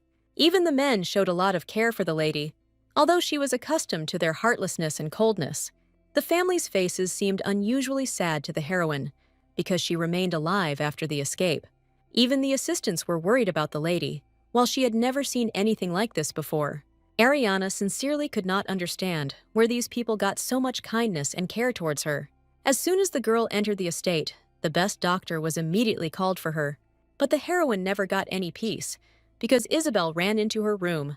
All this time, the girl was worried madly about her sister, whom she had to leave alone. Paolo's daughter, who was used to always protecting her loved ones, was tormented by her conscience. Only now did she feel a sense of relief that lifted the entire burden of responsibility from her shoulders. For the first time in her life, Isabel was glad that Zior had returned from the war early for the sake of bragging rights. No matter what her sister told her, Ariana considered her desire to protect the girl from the West stupid. Meanwhile, the adults of the White family held an emergency meeting due to what had happened to the Duke's daughter, and the heroine could not stay on the sidelines when it came to decisions about her future. The girl tolerated the pain so well that it seemed to everyone that she really had not suffered much. So the men found no reason to refuse the lady in her desire to join them. Only Langsley was wary of Ariana's appearance, although he already trusted her words and actions. The heroine was sure that the mercenaries were sent to her by the insidious Duke of the West. She had fought by his side in the past, so she was able to witness this man's cruelty firsthand. Only the lady was able to predict where the calculating Rodion's next blow would fall. But Miss thought too late that the witnesses in her case could be killed. At that very moment, one of the assistants burst into the office, bringing important news. The heroine's heart skipped a beat when she heard that her witness had indeed gone missing. For Ariana, this meant that the difficult and insidious game with the Duke of the West had already begun. One of the lady's important aristocrats was definitely dead, and no one would be able to find him now. During his reign, Rodion gathered around himself skilled assistants who quickly resolved matters. So all he could do was watch the decisions of the Duke of the East with a sly smile. Surprisingly, the heroine took this news calmly, which came at such an inopportune time for her. She could only hope that the mercenaries would soon talk under torture. The girl understood that fighting the Duke of the West would be extremely difficult in their situation. This man never made any mistakes, which is why he held his position for so long. In the past, he was always an obstacle for the ladies, and now everything has only become much worse. Zior understood that ideally, it would be good to know all the witnesses by name in order to call them to court. And the heroine was well prepared for this moment, as she remembered each of Rachel's guests. This preparation frightened Russell, because he realized that his daughter had had to survive all this time. Despite all her skills, the girl still did not lay claim to the role of heir to the East. What surprised the Duke most was that his daughter knew the entire judicial procedure well. It was very important to choose the right person to represent my interests in court. So Russell could not remain inactive at the sight of a lady who was fighting so hard for her life. Ariana had no idea that her words only worried her caring relatives even more. The girl never thought that her father would be ready to write letters to the emperor himself for her sake. Only Zior noticed how much Russell loved Ariana, even though he hadn't cared about her before. This seriously worried the guy, who had been in first place for the Duke of the East all his life. So when they were alone, the heir tried to attract the attention of his stepfather. But all of Russell's thoughts were still focused only on his beloved daughter from the West. He was frightened by the calmness of the girl, who quickly made good decisions in difficult situations. Moreover, she personally agreed to observe the torture, even though it was brutal. But Ariana never looked away, as if she was used to watching something like this. The Duke was horrified by this, because he understood that his daughter had an extremely difficult life in the West. Zior also saw potential in the heroine, because her abilities could be useful in many places. But her father wanted to create a happy life for Ariana, who had previously seen only pain. However, the heir had a different opinion about the girl that the Duke of the East was trying to protect. He remembered well their first meeting, when the heroine jumped out of the carriage right at his feet. Then the lady's gaze frightened the guy a little, although he had seen belligerence in her eyes many times before. That's why Zior would like her father to give Ariana all the freedom she needs to act. The heir understood that the lady would hardly forgive the Duke, but love can melt any heart over time. The heroine tried to devote all her free time to useful learning through reading. True, even such leisure seemed like inaction to the girl, but she could not constantly live in tension. This time, Ariana's calm was suddenly interrupted by a knock on the door as the Duke came to see her. The lady barely had time to tidy herself up in order to greet her father with dignity. Russell guessed what his daughter was doing and was flattered by her desire to constantly learn. The man was quite tired of the fact that the lady was still speaking to him formally, but this did not cancel his desire to take a walk with the girl, which she did not dare refuse. Throughout their journey, Ariana felt awkward, because she didn't know what to talk about with her father. Suddenly, she noticed Isabel ahead, but this time the girl did not approach them. This behavior of her sister only made the heroine even more tense, and she began to suspect something. But in reality, all her expectations were exceeded with a bang, as the family arranged a surprise for the lady. Only she didn't remember her birthday, while the Whites always celebrated it. Seeing such support, the heroine froze in place, as if she had just been struck by lightning. Isabel was the first to congratulate her sister, happy that they were finally celebrating this day together. And following her, the Duke modestly approached his daughter, whose heart was now ready to jump out of his chest. The man was glad that he could finally personally present a gift to his beloved daughter. He sent boxes to the Bronte estate every year, but the lady never received anything. The girl's heart sank pitifully when she realized how much everyone here loved her. Somewhere deep inside, the subconscious was still trying to remind the lady of the need to deny everyone, that Ariana was insanely afraid that she would be betrayed again and that she would experience incredible pain. That is why the past still did not let go of the heroine, although the present was much more pleasant. And this time, the girl could no longer contain the emotions that were overflowing within her. She finally opened her heart to the Duke, although before she hated him with all her heart for everything. At this time, the Duke of the West continued to act as he arrived at his daughter's estate. Rachel didn't expect her father to go so far and decide to destroy all the witnesses to Ariana's beatings. She had no doubt that all the necessary aristocrats had long since been killed. The Duke of the West had no pity even for his own daughter, as he hated failure.